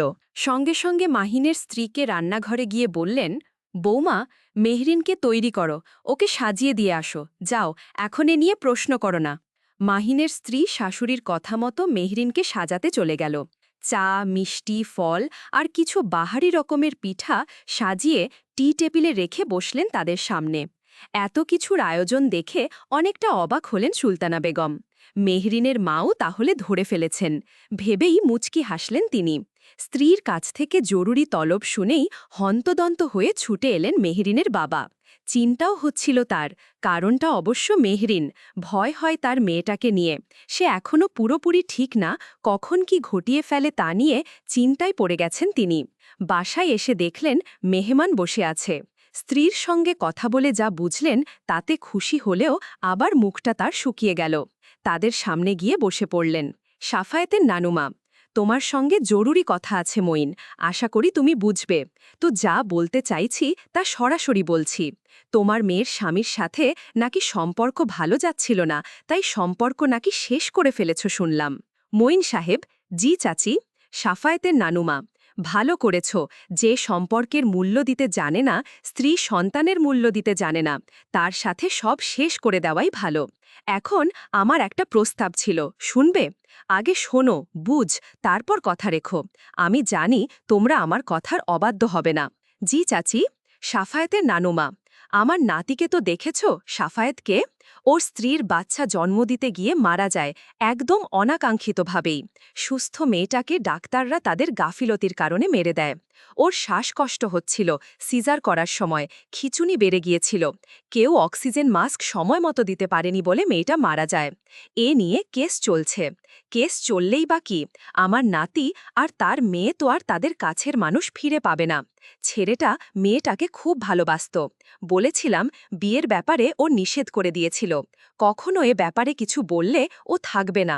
কিন্তু কিছুদিন আগে মেহরিনের বিষয় বলার পর বলেছিল করবে না, কাল হঠাৎ করে বলল করবে। তার মেয়ের জন্য হলেও বিয়ে করবে। সুলতানা বেগম নড়ে চড়ে বসলেন। কেউ না জানলেও তিনি জানেন ছেলেকে কত কাঠখড় পুড়িয়ে রাজি করিয়েছেন। এখন শুধু বিয়ের পালা। তো তোমার মেয়েকে তো আমরা আগে থেকেই চিনি। ওর মতো লক্ষ্মী মেয়ে আর হয় না। সুলতানা আমার অসুস্থতার পর ওই 2 মাস সাফায়াতকে ইচ্ছে মতো বলেছে, বুঝিয়েছে, তাই হয়তো ও রাজি হয়েছে। মেহরিনের বাচ্চা চাই, আর ওর চাই একটা বাচ্চার মা যে কিনা নিজের সন্তানের মতো আগলে রাখবে। সুলতানার কাছ থেকে শুনলাম তোমার মেয়ের স্বাভাবিক হতে এর থেকে ভালো উপায় আর হয় না। তারপরও বলবো, ভাবতে থাকো কি করবে তুমি। চাচি, সবই তো বুঝলাম, আমার কোনো নিষেধ নেই, তবে মেহেরিন ওর মতো ছাড়া, আর ও তো এখনও নিজের মধ্যেই নেই। মাঝে মাঝে পুরনো স্মৃতি মনে পড়লে মাঝে মাঝে সব ভুলে যায়। আর তাছাড়া সাফায়াতের সাথে আমার অসুস্থ মেয়েটাকে কি করে বিয়ে দেই বলুন তো? তাও আপনাদের মতো এত বড় ঘরে, এত বড় সম্বন্ধ। সাফায়াতের নিজের ব্যবসা প্রতিষ্ঠান আছে, এমন প্রতিষ্ঠিত ছেলের সাথে মেয়েকে আমি কিভাবে দেব? মঈন, তুমি একদম বেশি চিন্তা করছো। সব সময় এক ঘটনা ঘটবে এমন কোনো কথা হয়? আর মেহেরিন কি অযোগ্য? কত সুন্দর, মার্জিত, ভদ্র, তার সঙ্গে মাস্টার্স করা মেয়ে, যুগের সাথে তাল মিলিয়ে চলতে পারে। ওমন বউ কয়জন পায়? আমার এবং সুলতানার পক্ষ থেকে এবং আমাদের পরিবারের সবার পক্ষ থেকে সবাই রাজি। এখন তুমি ভাবতে থাকো তুমি এ নিয়ে কি করবে। আমি কিন্তু দুটোর একটি শুনতে চাই, হ্যাঁটাই বেশি চাই। ভেবে দেখো, আমার নাতির মতো কিন্তু কারো নাতি হবে না, হেসে হেসে কথাটা বললেন নানুমা। মেহেরিনের বাবা খুব চিন্তায় পড়ে গেলেন, সম্বন্ধটা খারাপ না। মেহেরিনের মা রাতের অতিথিদের জন্য খাবারের আয়োজন করেছে, আতিথেয়তার দিক দিয়ে যেন কোনো কমতি রাখেননি তিনি। রাতের খাবার খাইয়ে দিয়ে বিদায় করলেন। মাথার ওপর প্রকাণ্ড আকাশ, বিশাল এই আকাশ জুড়ে কত রঙের পাখি উড়ে যাচ্ছে, কত মেঘ উড়ে উড়ে ভেসে ভেসে এদিক ওদিক যাচ্ছে। সেই আকাশে চেয়ে আছে মেহেরিন, খোলা চুলগুলো বাতাসে উঠছে। কিছুদিন ধরে বিয়ের আলোচনা চলছে, কার বিয়ে ভেবে পাচ্ছে না সে। বিয়ের কথা বললেই মাথা তার ব্যথা করে ওঠে, বিয়ের কথা মনে হলে শরীরটা কেমন কেঁপে ওঠে অজানা ভয়ে। ভেসে ওঠে পুরনো স্মৃতি, আবার কোনো সর্বনাশের পুনরাবৃত্তি। মাথার ওপর প্রকাণ্ড আকাশ, বিশাল এই আকাশ জুড়ে কত রঙের পাখি উড়ে যাচ্ছে, কত মেয়ে ঘুরে উড়ে ভেসে ভেসে এদিক ওদিক যাচ্ছে। সেই আকাশে চেয়ে আছে মেহেরিন, খোলা চুলগুলো বাতাসে উড়ছে। কিছুদিন ধরে বিয়ের আলোচনা চলছে, কার বিয়ে ভেবে পাচ্ছে না সে। বিয়ের কথা বললেই মাথা তার ব্যথা করে ওঠে, বিয়ের কথা মনে হলে শরীরটা কেমন কেঁপে ওঠে অজানা ভয়ে। ভেসে ওঠে পুরনো স্মৃতি, আবার কোনো সর্বনাশের পুনরাবৃত্তি। মেহেরিনের ছোট ভাই মেহেদি এসেছে, সাব ইন্সপেক্টর সে। কাজকর্ম নিয়ে ব্যস্ত থাকতে হয় সবসময়। চট্টগ্রামের মিরসরাই থানাতে কয়েক মাস আগে বদলি হয়েছে সে। ছোট বোনের বিয়ের প্রস্তুতি নিতে হবে তাকে। এসেই বাবার সঙ্গে রাগারাগি করেছে এক দফা। তার বোনের সঙ্গে এত কিছু হয়ে গেছে, অথচ বাবা সেই কালপ্রিটকে ধরিয়ে না দিয়ে উপরওয়ালার হাতে ছেড়ে দিয়েছেন। মেহেদি আকাশের ব্যাপারে যা তথ্য আছে সব জোগাড় করতে লাগল। হাজার হোক, আকাশের এই জঘন্য অপরাধ মাফ করে দেওয়ার মতো না। সাফায়েত ড্রয়িং রুমের সোফাতে চুপচাপ বসে আছে। হবু স্ত্রীকে এখনও সে দেখেনি, তার সাথে আগ বাড়িয়ে দেখাও সে করেনি। তার মতে মেহেরিনকে অযথাই বিরক্ত করার প্রয়োজন নেই। পাশের সোফাতে বসে আছে মেহেদি। নতুন জামাইয়ের সঙ্গে তার বন্ডিংটা খুব ভালোই। সম্পর্কে ছোট বোনের জামাই হলেও মেহেদির থেকে বড় সাফায়েত। দুজন দুজনের পেশা নিয়ে গল্প করতে লাগল। সাফায়েতের মামাতো ভাই, চাচারা সবাই এসেছে। যেহেতু সাফায়েতের বাবা আর তার বড় কোনো ভাইও নেই, পুরুষেরা সবাই ড্রয়িং রুমে বসে আছে। কাজী ডেকে এনে খুব সুন্দর আর সুশৃঙ্খলভাবে ঘরোয়াভাবে বিয়েটা হয়ে গেল। মেহেরিনকে যখন বিয়ের কাগজে সাইন করতে বলা হয়, সে নির্দ্বিধায় সাইন করে দেয়। সে না জানলেও উপস্থিত সবাই জানে মেহেরিন আজ নতুন সম্পর্কে জড়িয়ে গেছে। সাইন করানোর পর মেহেরিনের নানি শাশুড়ি কোথা থেকে ছোট্ট শিমুকে কোলে করে নিয়ে এসেছেন। শিমুকে মেহেরিনের কোলে দিয়ে দিলেন। শিমু নানুমার কোলে হাত পা ছড়িয়ে কাঁদলেও নতুন মায়ের মুখের দিকে অবাক হয়ে চেয়ে আছে। কান্না বন্ধ করে মেহেরিনের ঘাড়ে তার মাথা ঘষতে লাগল। চোখগুলো আঙুল দিয়ে একদম ঘষে ঘষে একবার সবার মুখের দিকে তাকাচ্ছে, তো একবার মেহেরিনের বুকে লুকাচ্ছে। মেহেরিন বুঝল ঘুম পাচ্ছে তার। সেও পরম মমতায় বুকে জড়িয়ে বাচ্চাটার পিঠে হালকা করে চাপড় দিতে লাগল। সুলতানা বেগম পাশে এসে বসলেন। মা মেহেরিন, তুমি দেখেছ তো, আল্লাহ তোমার কোল থেকে দুটো সন্তান নিয়েছেন। ষড়যন্ত্রের কারণেই তারা নেই। দেখো, আজ আবার তোমার কোলে আরেকটু শিশু এসেছে। পৃথিবীর প্রত্যেকটা মানুষের জীবনে সুখ দুঃখ সব কিছুই থাকে। মানুষ হিসেবে যখন এই পৃথিবীতে এসেছ, সুখের স্বাদ, দুঃখের জল আর মৃত্যুর স্বাদ তোমাকে পেতেই হবে। কেউই চিরস্থায়ী সুখী হয় না, কারোর জীবনই চিরস্থায়ী দুঃখেরও হয় না। প্রত্যেকটা সময়, প্রত্যেকটা পদে সুখ দুঃখ মিশ্রিত পথ অতিক্রম করতে হয়। আজ দেখো, তোমার মতো অনেক অনেক মেয়ে আছে, প্রতিবাদ করতে পারে না। আবার অনেকের পরিবারের লোকজন তোমার বাবা মা ভাই ভাবিদের মতো লড়াই করতে জানে না। তাদের জীবনটা অনেক কষ্টের হয়। আমি নিজে দেখেছি এমন অনেক পরিবারকে। সমাজের সর্বস্তরের মানুষের সঙ্গে চলেছি, তুমিও চলেছ হয়তো, তাই কিছুটা হলেও বুঝেছ। আমি চাই তুমি আমার পরিবারের লক্ষ্মীমন্ত বউ হয়েই এসো। মেহেরিনের মা ইশারা করলেন সুলতানা বেগমের পায়ে হাত দিয়ে সালাম করতে। মেহেরিন করতে গেলেই, ইস, কি করছো, ছুঁয়ো না, এসো বসো বসো, পায়ে হাত দিয়ে সালাম করতে হয় নাকি? বসো, আমার নাতনি মনে হয় ঘুমিয়ে গেছে, ওকে খাটে শুইয়ে দাও, ও তো এখন তোমার মেয়ে। মেহেরিন শিমুকে খাটে শুইয়ে দিল। মেয়েটা মেহেরিনের শাড়ির আঁচল হাতে মুঠোয় শক্ত করে ধরে আছে, ছাড়তে চাইছে না। মেহেরিন ঘুমন্ত মেয়েটির মুখে আর কপালে অসংখ্য চুমু দিল। তার সন্তান, আজ থেকে তার একার সন্তান। কেউ তার সন্তানকে তার কাছ থেকে আলাদা করতে পারবে না। বুকের মধ্যে আগলে রাখবে সে এই রত্নটাকে। কিছুক্ষণ আগে মির্জা বাড়ি থেকে এসেছে সবাই। মেহেরিনকে সাফায়েতের রুমে রেখে আসা হলো। মেহেরিনের কোলে তখন ও ঘুমন্ত শিমু। খাটে শুইয়ে দিয়ে বাচ্চা মেয়েটির মুখের দিকে চেয়ে আছে সে। কি মায়া এতটুকু বাচ্চা মেয়ের মুখে। শিমুকে দেখা হলে সে পুরো রুমে একবার চোখ বোলালো। খাটের পাশে বেডসাইড টেবিলের ওপর দম্পতির ছবি দেখা যাচ্ছে। পাশের জনকে সে দেখেছে এত কিছুক্ষণ আগে ওর সঙ্গে একই গাড়িতে ছিল। ও, এই কি বর? বউটা কোথায়? বউ নেই, বর আছে। না, বউও আছে, কিন্তু কোথায় আছে? সাফায়েত ভিতরে প্রবেশ করল। মাথা নিচু করে আছে মেহেরিন। সাফায়েত হাতের ঘড়িটা ড্রয়ারে রাখতে রাখতে বলল, সাফায়েত, আপনার কোনো সমস্যা হচ্ছে না তো? না। সাফায়েত, ঠিক আছে, তাহলে চলুন রাতের খাবার খেয়ে আসি, মেহমান কিছুটা কমেছে। মেহেরিন উঠে দাঁড়াল। ছবিটির দিকে চেয়ে বলে উঠল, ওই বরটা বুঝি আপনি? সাফায়েত হেসে দিল, আমি। মেহরিন, বউটা আপনার? সাফায়েত, বউটা আমার ছিল, তবে এখন নেই। কেন? সাফায়েত, পরে বলবো। মেহরিন, আচ্ছা ঠিক আছে। মেহমান চলে যাওয়ার পর মোটামুটি ফাঁকাই আছে পুরো বাড়ি। আত্মীয়স্বজন কেউই তেমন ছিল না। ছিল শুধু আশেপাশের বাড়ির কিছু মানুষ। এর বাইরে তেমন কেউ ছিল না। থাকার মধ্যে সাফায়েতের দূর সম্পর্কের জেঠি ছিলেন, যিনি মেহেরিনকে আগাগোড়া তীক্ষ্ণ চোখে পর্যবেক্ষণ করছেন। মুখে এক খিলি পান ঢুকিয়ে ফোলা মুখে বলে উঠলেন, জেঠি, তার সাফায়েতের মা, বউর কি সমস্যা ছিল? বানজা ছিল নাকি? সুলতানা বেগমের কাছে বিরক্ত লাগল এমন কথায়। বড়জা বিধায় মুখে আসা কথাটা হজম করে বললেন, না ভাবি, ওরকম কোনো সমস্যা নেই। ও, তাইলে কি শাশুড়ির লগে বন্ত না? তাইলে কইলাম দেইখা রাইখো তোমার অজ্ঞাপোলা, এই সমস্ত মাইয়াগুলান ভালা না। ভাবি, আমার ছেলের বউ ইনশাল্লাহ আমার মতোই হবে। সব কথা ফালান যায় না। এক ছেলের মায়ের দুঃখ থাকে বেশি। এরম কত দেখছি। পরে যে ছেলের মা এই সব কথা কইত, হেরও ঘর নাই আর ছেলেরও মায়ের কথা মনে নাই। আমার ছেলে মাকেও চিনে, বউকেও চিনে। কিভাবে চলতে হয় ওটাও সে জানে। জেঠি গালটাকে ডানে বামে ভেঙচি কেটে চলে গেলেন। সুলতানা বেগম সেদিকে নজর দিলেন না। গ্রামের মানুষদের কৌতূহল আর কথায় কথায় উল্টোপাল্টা মন্তব্য চলতে থাকবেই।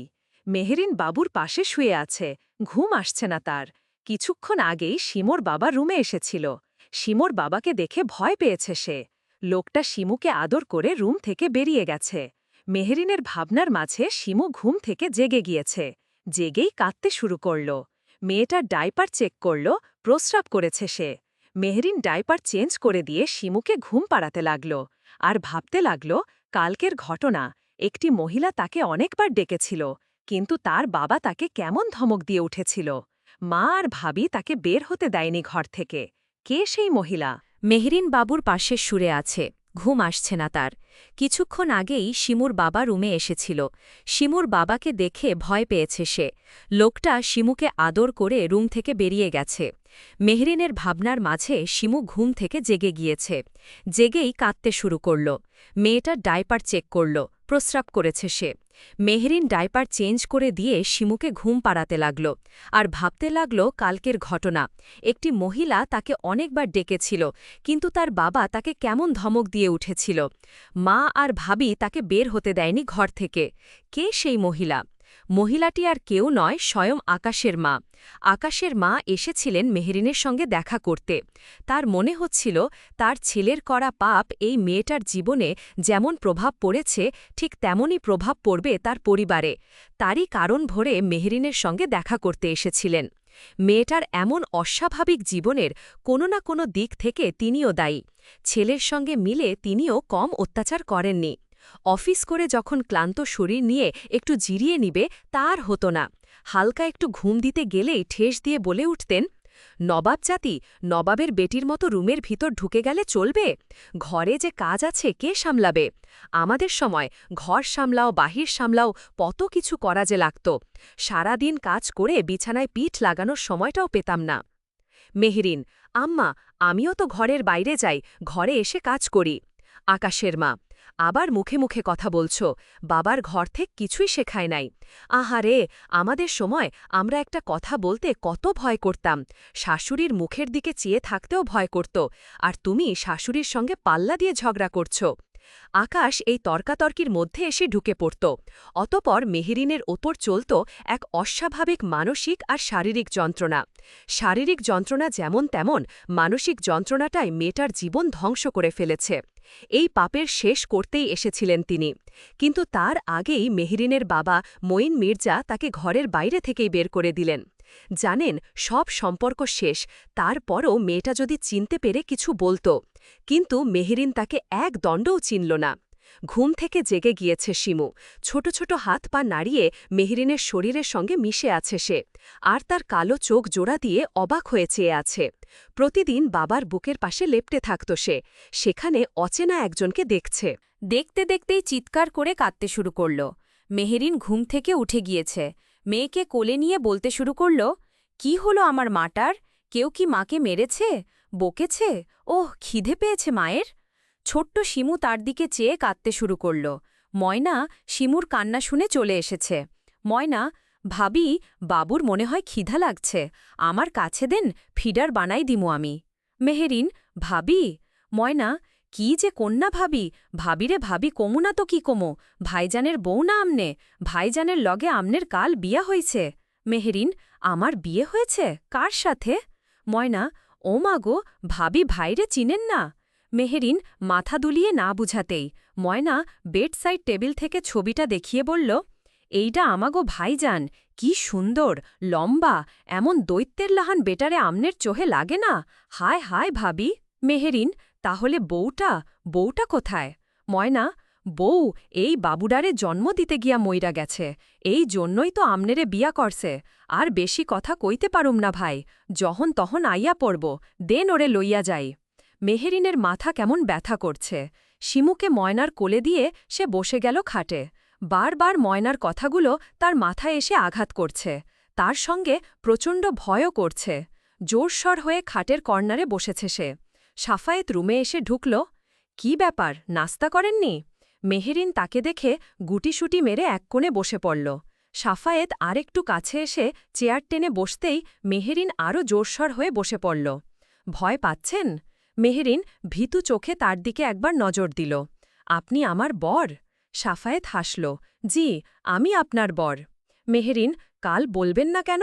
সাফায়েত, সময় হয়ে ওঠেনি। তা এই কথাটা কে জানালো আপনাকে? মেহেরিন মাথা নিচু করে বলল, ময়না বলেছিল। সাফায়েত, আমি চাইছিলাম আরেকটু সময় নিয়ে আপনাকে সব বলতে। হুট করে আপনার সাথে এই মুহূর্তে বোকামি হবে। আপনি আমাকে যেন না ভয় পান, তার জন্য আমি আপনার সাথে আগেই বন্ধুত্বপূর্ণ সম্পর্ক চেয়েছিলাম। মেহেরিন, বর কি কখনো বন্ধু হয়? বরেরা তো বন্ধু হয় না। সাফায়েত দীর্ঘশ্বাস ছেড়ে উঠে দাঁড়াল। ওয়ার্ল্ডকাপ বোর্ড থেকে পোশাক নিতে নিতে বলল, বন্ধু অবশ্যই হওয়া যায়, যদি দুজনের মধ্যে সম্পর্কটা এক আত্মার হয়, দুজনের বন্ডিং আন্ডারস্ট্যান্ডিং এক হয়। আমরা না হয় ছোটখাটো চেষ্টা করলাম। মেহেরিন সাফায়েতের দিকে নজর দিয়ে আবার চুপ করে বসে রইল। সাফায়েত অফিসের জন্য রেডি হতে লাগল, আর সে আর চোখে সাফায়েতকে দেখতে লাগল। হোটেল স্কাই ব্লুতে এসেছে আকাশ আর শিলা। 5 তারকা এই হোটেলটিতে প্রায় সময়ই দুজন মিলে আসে। আজও এসেছে অন্য দিনের মতো। অফিস টাইম পেরিয়ে আকাশ চলে এসেছে একটু আগেই। শিলা তার 10 মিনিট পর এসেছে। দুজন মিলে রুমে ঢুকে নিজেদের মধ্যে অবলীলায় যখন কথা বলায় আর আবেগী মুহূর্তে ব্যস্ত, ঠিক সেই সময় দরজায় কড়া নেড়ে উঠল। চরম বিরক্ত হল আকাশ, মেজাজ তার চড়া হয়ে গেছে। 1 বার, 2 বার, 3 বার, নয় 5 বার। আকাশ চিন্তা করতে লাগল, বেরিয়েই ওয়েটারকে উচিত শিক্ষা দিবে। শার্টের বোতাম কিছু লাগিয়ে অর্ধেক খোলা অবস্থায় দরজা খুলেই বিকট জোরে গালি দিয়ে উঠল। সঙ্গে একটা হাত তুলতে নিলেই সামনে থেকে তার হাত ধরে ফেলল একজন পুলিশ অফিসার। আকাশ তার সামনে দাঁড়ানো পুলিশকে দেখে তার পিছনে চেয়ে দেখল আরও কিছু পুলিশ দাঁড়ানো। আকাশ ভেবে পাচ্ছে না কি হচ্ছে এসব। সামনের অফিসার সাব ইন্সপেক্টর আফজাল তার হাতে হাত কড়া পরিয়ে দিলেন, বলে উঠলেন, শার্টের বোতাম ঠিক নেই, একটা বাজারের মেয়ের সঙ্গে এক রুমে অবৈধভাবে রয়েছেন এবং দরজা বারবার নক করার পরও খোলেননি। আবার একজন পুলিশ কর্মকর্তার গায়ে হাত তুলতে এসেছেন, তাও ইউনিফর্ম পরা অবস্থায়। একসাথে এতগুলো অপরাধ কি করে মাফ করি বলুন তো? আকাশ, আমাদের অবৈধ কোনো সম্পর্ক নেই, আমরা বিবাহিত। আফজাল, থানায় গেলে বিবাহিত না অবিবাহিত তা বোঝা যাবে বলেই আকাশের শার্টের কলার ধরে টান দিয়ে ছিঁড়ে ফেলল। শিলা গুনগুনিয়ে কাঁদছে, একটু পরেই হয়তো মিডিয়া বা সোশ্যাল সাইডে তার ভিডিও ছড়িয়ে পড়বে। শিলা মুখ ঢাকতে চাইলে মহিলা কনস্টেবল তার মুখ থেকে ওড়না টেনে নিয়ে নিল। লজ্জায় শিলা তাদের পায়ে পড়ে গেল, কিন্তু কোনো লাভ হল না। হোটেল থেকে টেনে হিঁচড়ে বের করা হচ্ছে দুজনকে। কেউ কেউ মোবাইল বের করে ছবি তুলছে। শিলার কান্না যেন আরও বেড়ে গিয়েছে। আফজাল ওদের গাড়ির পিছনে উঠিয়ে দিয়ে নিজের সামনের সিটে বসে পড়ল। ফোনে রিং হতেই ধরল সে। সঙ্গে সঙ্গে ব্যস্ত কণ্ঠে একজন বলে উঠল, কিরে, কাজ কি হইছে? আফজাল, দুজনকে এখন থানায় নিচ্ছি, তুই চিন্তা করিস না। বাসায় আছিস, ছুটি কাটা। আমাকে জানিয়ে দিবি ওখানে কি হচ্ছে। আফজাল, থানায় গেলে বিবাহিত না অবিবাহিত তা বোঝা যাবে বলেই আকাশের শার্টের কলার ধরে টান দিয়ে ছিঁড়ে ফেলল। শিলা গুনগুনিয়ে কাঁদছে, একটু পরেই হয়তো মিডিয়া বা সোশ্যাল সাইটে তার ভিডিও ছড়িয়ে পড়বে। শিলা মুখ ঢাকতে চাইলে মহিলা কনস্টেবল তার মুখ থেকে ওড়না টেনে নিয়ে নিল। লজ্জায় শিলা তাদের পায়ে পড়ে গেল। হোটেল থেকে টেনে হিঁচড়ে বের করা হচ্ছে দুজনকে। কেউ কেউ মোবাইল বের করে ছবি তুলছে। শিলার কান্না যেন আরও বেড়ে গিয়েছে। আফসাল ওদের গাড়ির পিছনে উঠিয়ে দিয়ে নিজের সামনের সিটে বসে পড়ল। ফোনে রিং হতেই ধরল সে। সঙ্গে সঙ্গে ব্যস্ত কণ্ঠে একজন বলে উঠল, কিরে, কাজ কি হইছে? আফজাল, দুইজনকে এখন থানায় নিচ্ছি, তুই চিন্তা করিস না। বাসায় আছিস, ছুটি কাটা। ঠিক আছে, আমাকে জানিয়ে দিবি ওখানে কি হচ্ছে। আফজাল, আচ্ছা। মেহেদি ফোন রেখেই তৃপ্তির শ্বাস ছাড়ল। অফিস যদি ঢাকায় হতো তাহলে আকাশকে নাকে দড়ি দিয়ে ইচ্ছে মতো ঘোরাত। মিরসরাইয়ের অফিসার হয়ে এই কেসে নামা মানে আকাশের সঙ্গে পারিবারিক বিরোধের জেরে ফেসে যাওয়া। তাই নিজের ব্যাচমেট প্লাস ছোটবেলার বন্ধু আফজালকে দায়িত্ব দিয়ে দিল। এতে কেউ তার দিকে আঙুল তোলার সাহস পেল না। মেহেদি বরাবরই তীক্ষ্ণ বুদ্ধির অধিকারী। কোথায় কিভাবে চাল দিতে হয় সে সব কিছু জানে। মেহেরিনের বিয়ের সময় তখন তার শ্রীমঙ্গল থানায় জয়নিং ছিল। চাকরির প্রথম। তারপর শ্রীমঙ্গল থানায় তখন অফিসিয়াল কিছু ঝামেলার কারণে বোনের বিয়ের দিন আসতে পারেনি। বিয়ের পরবর্তী সময় এসেছিল দেখতে। তখন কতই বা একটা মানুষ সম্বন্ধে ধারণা করা যায়। মেহেরিন হালকা গরম পানি দিয়ে শিমুকে গোসল করিয়ে দিচ্ছে। ছোট্ট প্লাস্টিক বেবি বাথটাব বসিয়ে দিয়েছে। শিমু হাত নাড়িয়ে নাড়িয়ে মায়ের মুখের দিকে চেয়ে আছে। পাশে সুলতানা বেগম দাঁড়িয়ে দাঁড়িয়ে দেখছেন পুত্রবধূকে আর নাতনিকে। মুখে তার হাসি ফুটে উঠেছে। মেহেরিন কতটা আপন করে নিয়েছে মা মরা মেয়েটাকে। গোসল করানোর পর নিজের গায়ের সুতির শাড়ির আঁচল দিয়ে শিমুর শরীর মুছিয়ে দিচ্ছে। শিমু গোসলের পর মায়ের শরীরের সাথে লেপ্টে আছে। উষ্ণ আবেশে হয়তো মায়ের শরীরে মিশে আছে। মেহেরিন শিমুকে গোসল করিয়ে সুলতানা বেগমের কোলে ধরিয়ে দিলেন। সুলতানা বেগম, দেখলে কতটা সহজভাবে গোসল করিয়ে দিলে, শুধু শুধু ভয় পাচ্ছিলে। মেহেরিন, ও খুব ছোট তাই ভয় করছিল। সুলতানা বেগম, এখনই ভয় পাচ্ছ? পরে যখন আবার বাচ্চা হবে তখন তো তাকে এভাবে গোসল করাতে হবে, তাই না? মেহেরিন চমকে উঠল। মুখে ফুটে উঠল একরাশ লজ্জা আর ভয়। কাজ সেরে সুলতানা বেগমের কোল থেকে মেয়েকে নিয়ে রুমে এসে শুইয়ে দিয়ে ফিডার বানাতে চলে গেল। সুলতানা বেগম বুঝলেন মেয়েটা লজ্জায় পড়ে গেছে। তিনি তাই আর কথা না বাড়িয়ে নিজের রুমে চলে গিয়েছেন। বিকেলবেলায় সাফায়েত অফিস থেকে চলে এসেছে আগেই। আজ মেহরিনকে নিয়ে সাইকোলজিস্ট এনামুল সাহেবের সঙ্গে দেখা করতে হবে। মেহরিনের কোলে শিমু, সাফায়েত মা মেয়ে দুজনকে নিয়ে এনামুল সাহেবের সঙ্গে দেখার করার উদ্দেশ্যে রওনা দিল। মেহরিন গাড়িতে উঠেও কোনো কথা বলেনি সাফায়েতের সঙ্গে। সাফায়েতও খুব একটা কথা বলেনি প্রয়োজনীয় কথা ছাড়া। এনামুল সাহেবের ক্যাবিনের সামনেই ওয়েটিং রুমে বসে আছে দুজন। রুগী বের হওয়ার পর মেহরিন আর সাফায়েত দুজন রুমের ভিতর ঢুকে পড়ল। এনামুল সাহেব সাফায়েতকে দেখে খানিকটা অবাক হলেন। এনামুল সাহেব, আরে মেহরিন যে, এসো এসো, তোমার কোলে এই বাচ্চা, কার বাচ্চা? মেহরিন, স্যার, ও আমার মেয়ে, খুব মিষ্টি না? এনামুল সাহেব, হ্যাঁ, বাট। সাফায়েত, স্যার, আসলে আমি মেহরিনকে বিয়ে করেছি আর ও আমারই মেয়ে শিমু। সাফায়েত সব কিছু খুলে বলতে লাগল। এনামুল সাহেব সব শুনে বলে উঠলেন, ভেরি গুড, তবে চুপি চুপি বিয়েটা করে ভুল করলে। I didn't expect that from you. Mehrin, আসলে স্যার। এনামুল, উহুম, কোনো কথা নয়, মেয়ের মা হয়ে গেলে বিয়ে করে নিলে আমাকে জানালে না। যাই হোক, তোমার কি অবস্থা দেখি, তারপর কি শাস্তি অপেক্ষা করছে তুমি নিজেও জানো না। এনামুল সাহেব মেহেরিনকে অনেকক্ষণ ভালোভাবে পর্যবেক্ষণ করার পর সাফায়েতের সঙ্গে একা রুমে বসে কথা বলতে লাগলেন। এনামুল সাহেব, সাফায়েত সাহেব, আপনার স্ত্রীর কন্ডিশন আমার মনে হচ্ছে খুব ভালোই, ওকে আর স্পেশালভাবে ট্রিটমেন্ট করাতে হবে বলে মনে হচ্ছে না। সাফায়েত, আচ্ছা, ও আগের কিছু কি মনে করতে পারবে না? এনামুল সাহেব, ও শুধু আমার কাছে ট্রিটমেন্ট করেনি, ওকে নিউরোসার্জন ও brain and spine specialist doctor Abdul Bari Haque Bhuiyan sir দেখেছিলেন। স্যার ওকে কিছু ওষুধের মাধ্যমে ওর ব্রেন থেকে ওর আগের যে স্মৃতি তা ভুলার জন্য ওষুধ দিয়েছেন। আর তাছাড়া আপনি হয়তো জানেন না, মেহরিন নিজেই নিজের শরীরে আঘাত করতে চাইত।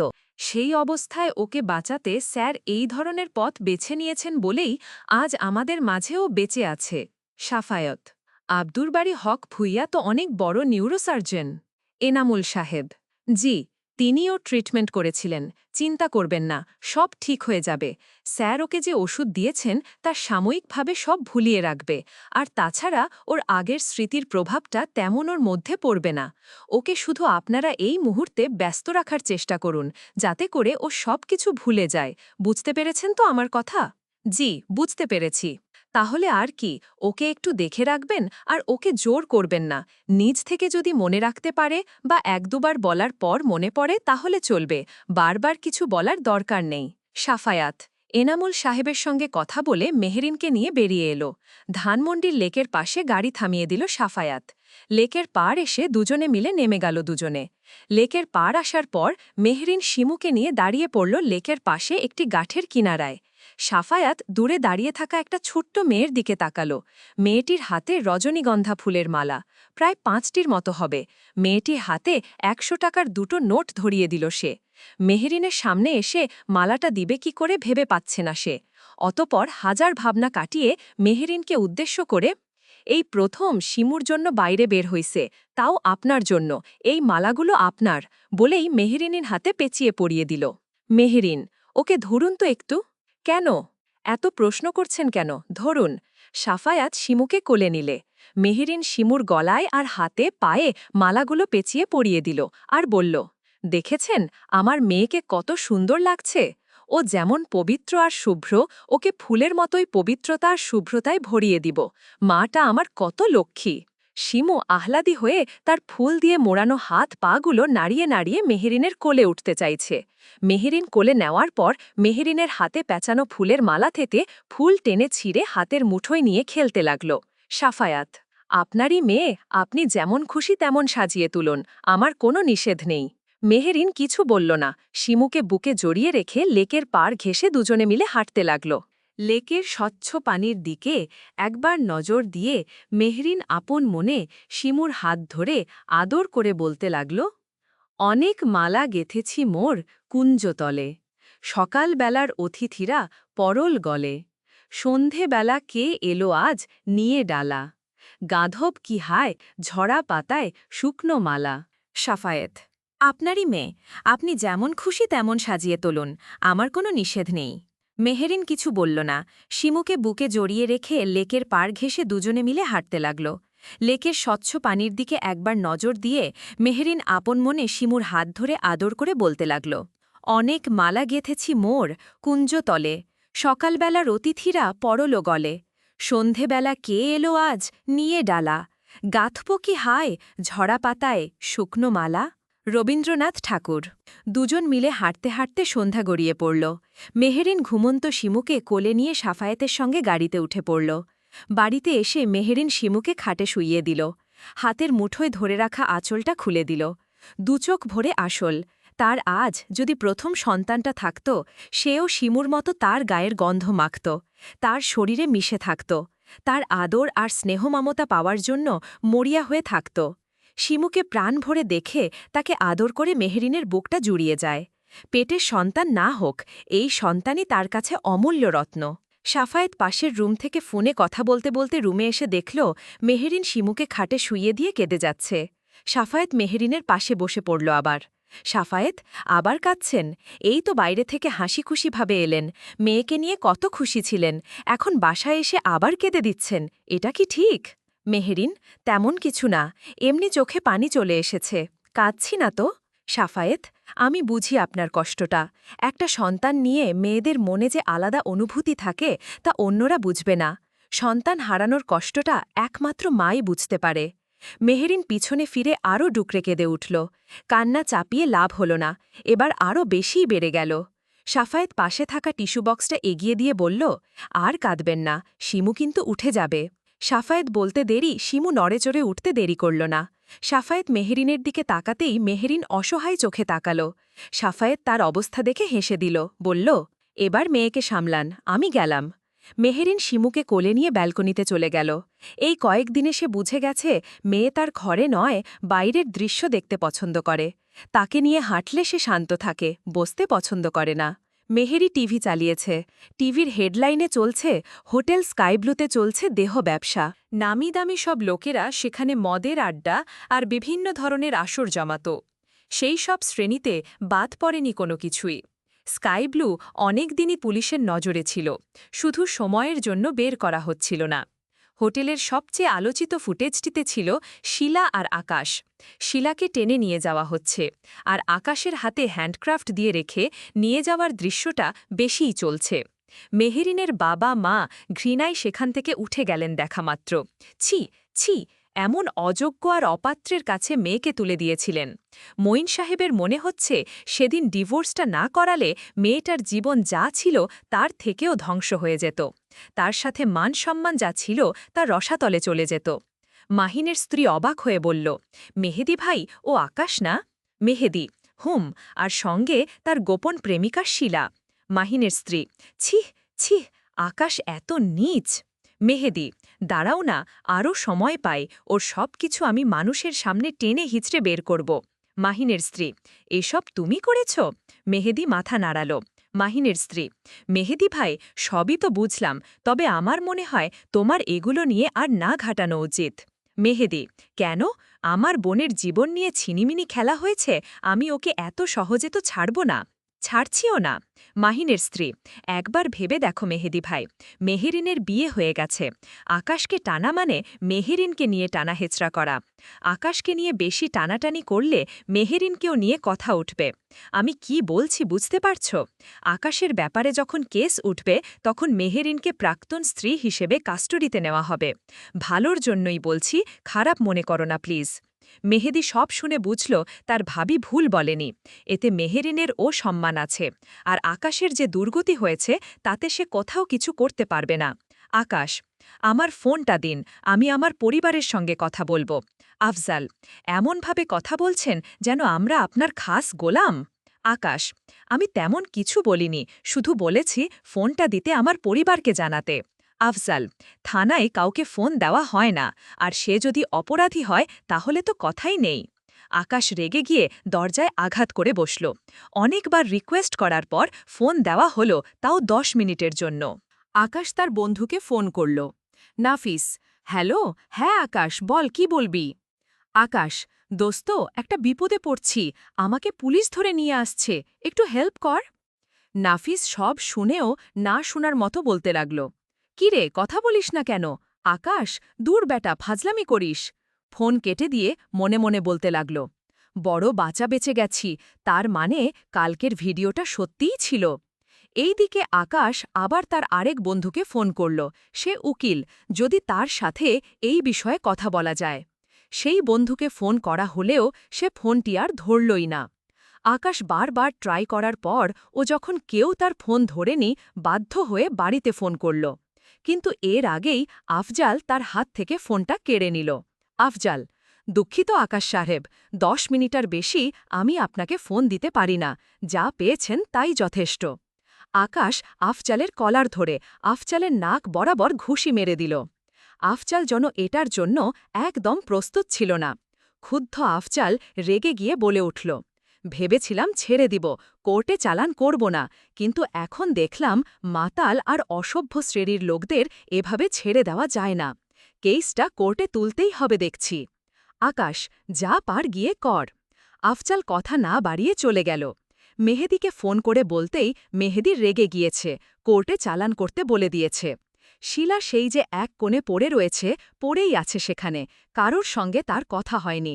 থানায় থাকা লোকজন আর থানায় কাজে আসা লোকগুলো তার দিকে চেয়ে আছে। শিলার বারে বারে মনে হচ্ছে আকাশ তার জীবনটা নষ্ট করে দিয়েছে। এই আকাশের জন্যই তো সে আবার তার জীবনে ফিরে এসেছে। মেহেরিনের সঙ্গে ডিভোর্স হওয়ার পর বিয়ের কথা বললেই সে এড়িয়ে যেত। কেন করল না বিয়েটা সে? আজ যদি বিয়েটা সে করত, তাহলে কি এই দিন দেখতে হতো? আফজাল আকাশের মোবাইল থেকে তার মায়ের ফোনে কল করে জানিয়ে দিল আকাশকে থানায় নিয়ে আসার ঘটনা।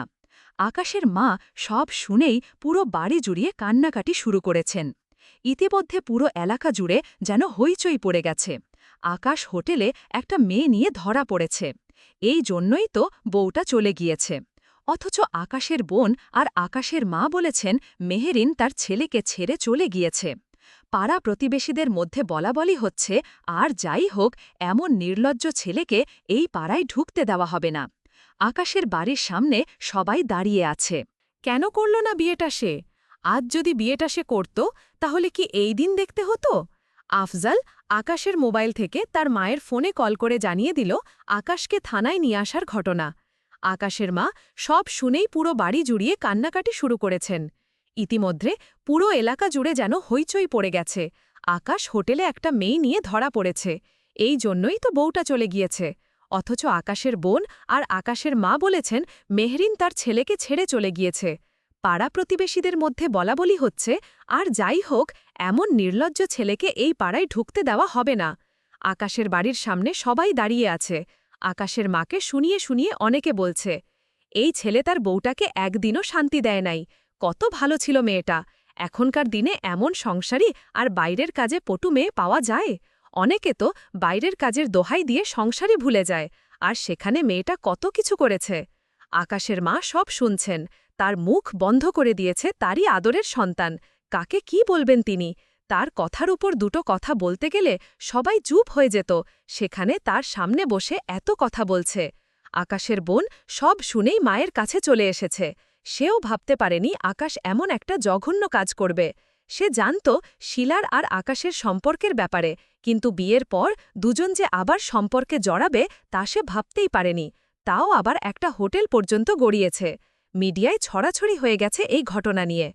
আকাশের বোন আয়েশা বাড়িতে ঢুকে দেখে তার মা পড়ে পড়ে কাঁদছে, আর পাড়া প্রতিবেশী তার মায়ের কানের কাছে বসে বসে আকাশের ঘটনাগুলোকে আরও জঘন্যভাবে বিশ্লেষণ করছে। লজ্জায় তার মাথা নিচু হয়ে যাচ্ছে। আকাশ শুধু যে তার একার নিজের মানসম্মান শেষ করেনি, তার পরিবারেরও করেছে। আয়েশার শ্বশুরবাড়ির লোকজন যেন এই ঘটনার পর থেকে উঠতে বসতে কথা শোনাতে এতটাই ব্যস্ত হয়ে গেছে। কাল সারাদিন তাদের মুখে এই আলোচনাই ছিল, অন্য কিছু নয়। সারাদিন আয়েশাকে কথা শুনিয়ে যাচ্ছে। আয়েশা তার স্বামীর সঙ্গে আকাশের কেসের ব্যাপারে কথা বললে সে বলে দেয় সে আর এই বিষয়ে কিছুই করতে পারবে না। সম্বন্ধীর ব্যাপারে কেস নিয়ে নড়া মানে সবার সামনে তার মাথা কাটা যাওয়ার জোগাড়। তাই সে পুরো সময় কাজের ব্যস্ততা দেখিয়ে এড়িয়ে গেছে। আয়েশাও বুঝে গেছে তার স্বামীও তার পাশে নেই। আয়েশা বাধ্য হয়ে চুপ করে রইল। তার কিছুই করার নেই। সব দিক দিয়ে সে এখন কোণঠাসা হয়ে গেছে। যা হওয়ার হোক, এ নিয়ে আর কিছুই সে করতে পারবে না। মেহেদীর সঙ্গে কথা বলছেন সুলতানা বেগম। সুলতানা বেগম ইতিমধ্যে বুঝে গেছেন মেহেদী খুব ধূর্ত আর সাহসীও বটে। ছেলেটার মধ্যে ভালো গুণাবলী সবচেয়ে বেশি আছে। খুব সহজে সবাইকে আপন করে ফেলে। সবার সঙ্গে তার সম্পর্ক খুব ভালো। মেহেদীর সঙ্গে কথা বলে ফোন রাখার পরই কলিং বেল বেজে উঠল। ময়না দরজা খুলে দেখল শিমুর নানু মানে নিশিতার মা এসেছেন এবং নিশিতার খালা এসেছে। ভিতরে আসলে সুলতানা বেগম তাদেরকে সোফায় বসতে বলেন। সাফায়েতের বিয়ের ব্যাপারে সবই তারা জানেন। তাদেরকে জানানো হলে এতে তারা কোনো আপত্তি করেননি। ছেলেটার জীবন তো আর থেমে থাকবে না। মেহেরিনের ব্যাপারে সব কিছুই সুলতানা বেগম জানানোর পর তারাই তাকে সাফায়েতের সঙ্গে বিয়ে দেওয়ার কথা বলেছেন। সুলতানা বেগম বা সাফায়েত কেউই তাদের মেয়ে নিশিতার অনুপস্থিতিতে শিমুর অবহেলা করবে না। দুজন বেয়ান মিলে অনেকক্ষণ গল্প করার পর নিশিতার মা উঠে দাঁড়ালেন, উদ্দেশ্যে মেহেরিনের সাথে কথা বলা। মেহেরিনের সঙ্গে তার কথা বলা উচিত, নাতনির ভালো মন্দটা যাচাই করা উচিত। নিশিতার মা ও তার বোন রুমে এসে দেখেন শিমু আর মেহেরিন ঘুমিয়ে আছে। সুলতানা বেগম মেহেরিনকে ডেকে দিতেই উঠে গেল। সুলতানা বেগম: মেহেরিন, উনি নিশিতার মা, আমার বেয়ান।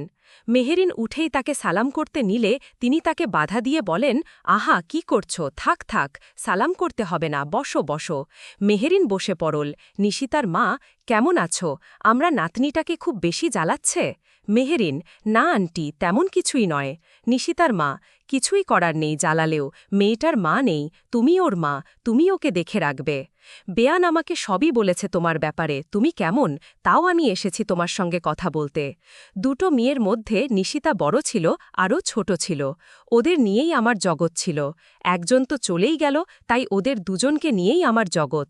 নিশিতা মারা গেলেও তার এই শেষ সম্বল যে আমাদের হাতে দিয়েই গেছে। মেহেরিন: আপনারা চিন্তা করবেন না, ও তো আমারই মেয়ে, ওর দেখাশোনা আর সবকিছু করার দায়িত্ব আমার। নিশিতার হাত ধরে কেঁদে উঠলেন।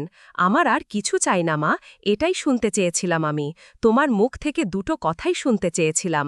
শিমুকে দেখে রেখো, ওর যেন কিছু না হয়। থানা থেকে কারাগারে স্থানান্তরিত করা হচ্ছে আকাশ আর শিলাকে। তাদের পরিবার যদি রাতারাতি কেসটা ক্যান্সেল করতে পারত বা কেসটা মিথ্যে প্রমাণ করত, তাহলে তা থানা থেকেই শেষ হয়ে যেত। কিন্তু কেসটার পক্ষ নিয়ে যুক্তিযুক্ত প্রমাণ না দেখাতে পারায় কারাগারে তাদের স্থানান্তরিত করা হচ্ছে।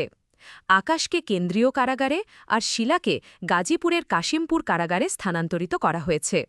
শিলাকে থানা থেকে অনেক জোরাজোরি করে ও তার পরিবারের কোনো খোঁজ বের করা যাচ্ছিল না। এক প্রকার জোর করেই তার মুখ থেকে সব বের করেন। শিলার পরিবারের সঙ্গে এ নিয়ে কথা বললে তারা বলে দেয়, মেয়ে কেন, মেয়ের ছায়াও তারা তাদের বাড়িতে পড়তে দিবেন না। নির্লজ্জ এমন মেয়েকে তারা এক মুহূর্তও বাড়িতে টুকতে দিবে না। শিলার মনে হচ্ছে এক নিমিষেই জীবনটা কেমন বিষাক্ত হয়ে গেছে। কি থেকে কি হয়ে গেল, সে তো এমনটা চায়নি।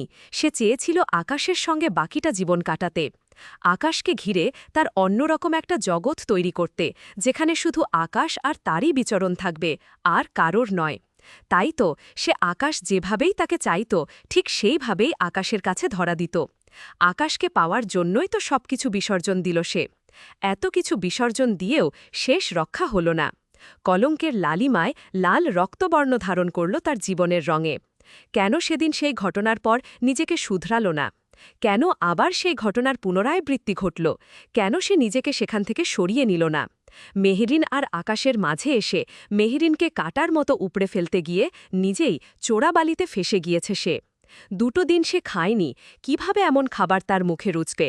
তাই তো সে আকাশ যেভাবেই তাকে চাইত, ঠিক সেইভাবেই আকাশের কাছে ধরা দিত। আকাশকে পাওয়ার জন্যই তো সবকিছু বিসর্জন দিল সে। এত কিছু বিসর্জন দিয়েও শেষ রক্ষা হল না। কলঙ্কের লালিমায় লাল রক্তবর্ণ ধারণ করল তার জীবনের রঙে। কেন সেদিন সেই ঘটনার পর নিজেকে শুধরাল না? কেন আবার সেই ঘটনার পুনরাবৃত্তি ঘটল? কেন সে নিজেকে সেখান থেকে সরিয়ে নিল না? মেহরিন আর আকাশের মাঝে এসে মেহরিনকে কাটার মতো উপড়ে ফেলতে গিয়ে নিজেই চোরাবালিতে ফেসে গিয়েছে সে। দুটো দিন সে খায়নি, কিভাবে এমন খাবার তার মুখে রুচবে? শুকনো মুখে চেয়ে আছে জেলের অন্য কয়েদিদের মুখের দিকে। এক নিমিষেই জীবনটা তার শেষ হয়ে গেল। অন্যান্য কয়েদিরা সবাই যার যার মতো কাজ করছে। আজ কয়েদিদের সঙ্গে দেখা করতে তবে তাদের পরিবার থেকে অনেকে এসেছে। শিলা সেদিকে চেয়ে আছে। কত কয়েদি খুনি, কত কয়েদি চোর, কত কয়েদি ভেজাল কারবারি, কিন্তু সবারই দিন শেষে কেউ না কেউ এসেছে একবার তাদের দেখে যেতে। কিন্তু শিলার বেলায় একজনও আসেনি। প্রত্যেক কয়েদির সিরিয়াল নাম্বার অনুযায়ী ডাকা হচ্ছে। প্রত্যেকের মুখে হাসি, হাসি না পেলেও মুখে তৃপ্ততার ছাপ। কতদিন পর তাদের আত্মীয়, তাদের পরিবারের লোকজন দেখতে এসেছে। ভিড় ঠেলে কত মা বোন অশ্রুটুকু সন্তানের জন্য ফেলছে। শিলা নিজের অশ্রু ধরে রাখতে পারল না। একটা ভুল পদক্ষেপ শেষ করে দিল তাকে। কান্নার শব্দে জেলার সাহেবা এলেন।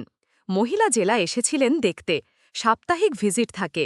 এই ভিজিটে জেলার সাহেবা ঘুরে ঘুরে সব কিছুর তদারকি করেন। অন্য দিনগুলোতে করলেও তেমন ভালোভাবে হাতে সময় থাকে না, তাই একদিন তিনি পুরো কারাগারে প্রদর্শন করেন। সামনে হাঁটতেই শিলার দিকে তার চোখ পড়ে যায়। খুব মিষ্টি একটা মেয়ে, ফর্সা শরীর, ফর্সা মুখটির খাড়া নাকটি লাল আভায় মেখে গেছে। মেয়েটির দু চোখ জুড়ে টলমল জলের ধারা বয়ে চলেছে। জেলার সাহেবা জেলা সুপার পুলিশকে ইঙ্গিত করে বললেন, ম্যাডাম, ও কি নতুন কয়েদি? জেলা সুপার, ও নতুন কয়েদি। জেলা সাহেবা, কাঁদছে কেন? কি আর করবে, ভুল করার সময় করেছে, এখন কান্নাকাটি করছে। এগুলো এসব মেয়ের চাল, চলুন ওদিকে যাই। জেলার সাহেবার কাছে বারবার মনে হলো মেয়েটি কোনো ভুল করতে পারে। যার চোখে ভুলের জন্য জল, এমন একটা মেয়ে ভুল করতে পারে? পরে আবার মনে হলো অপরাধী অপরাধ করবেই, আবার শাস্তির ভয়ে তটস্থ হয়ে ক্ষমা চাইবে, কিন্তু এত সহজে তার ক্ষমা মঞ্জুর করা হবে না। তাকে দেখে অন্যরাও ভুল করতে দ্বিতীয়বার ভাববে না। জেলার সাহেবা সেই কথাগুলো মনের মধ্যে আওড়াতে আওড়াতে জেলা সুপারের সঙ্গে কথা বলতে বলতে চলে গেলেন। দিনগুলো বেশ ভালোই কাটছে মেহেরিনের। এই তো কিছুদিন আগেই ছোট্ট শিমুকে সে খাটে শুয়ে রাখত, সেই শিমু এখন পুরো খাটে হামাগুড়ি দিয়ে বেড়ায়। মেহেরিন কিছু বললেই তার কথাগুলোর সঙ্গে তাল মিলিয়ে উত্তর দেয়, তবে উত্তরগুলো কেউ বুঝতে পারে না। 7 মাস হয়েছে, মেয়েটা মায়ের মুখ চেনে, মাকে সারা দিন খোঁজে। মাকে পেলে তার আবদারের শেষ হয় না। মেহেরিন যখন ঘরের কাজ, রান্নাবান্নায় ব্যস্ততা শেষ করতে একটুখানি দেরি করে ফেলে, শিমু চিৎকার করে মাকে নিজের অস্তিত্বের জানান দেয়।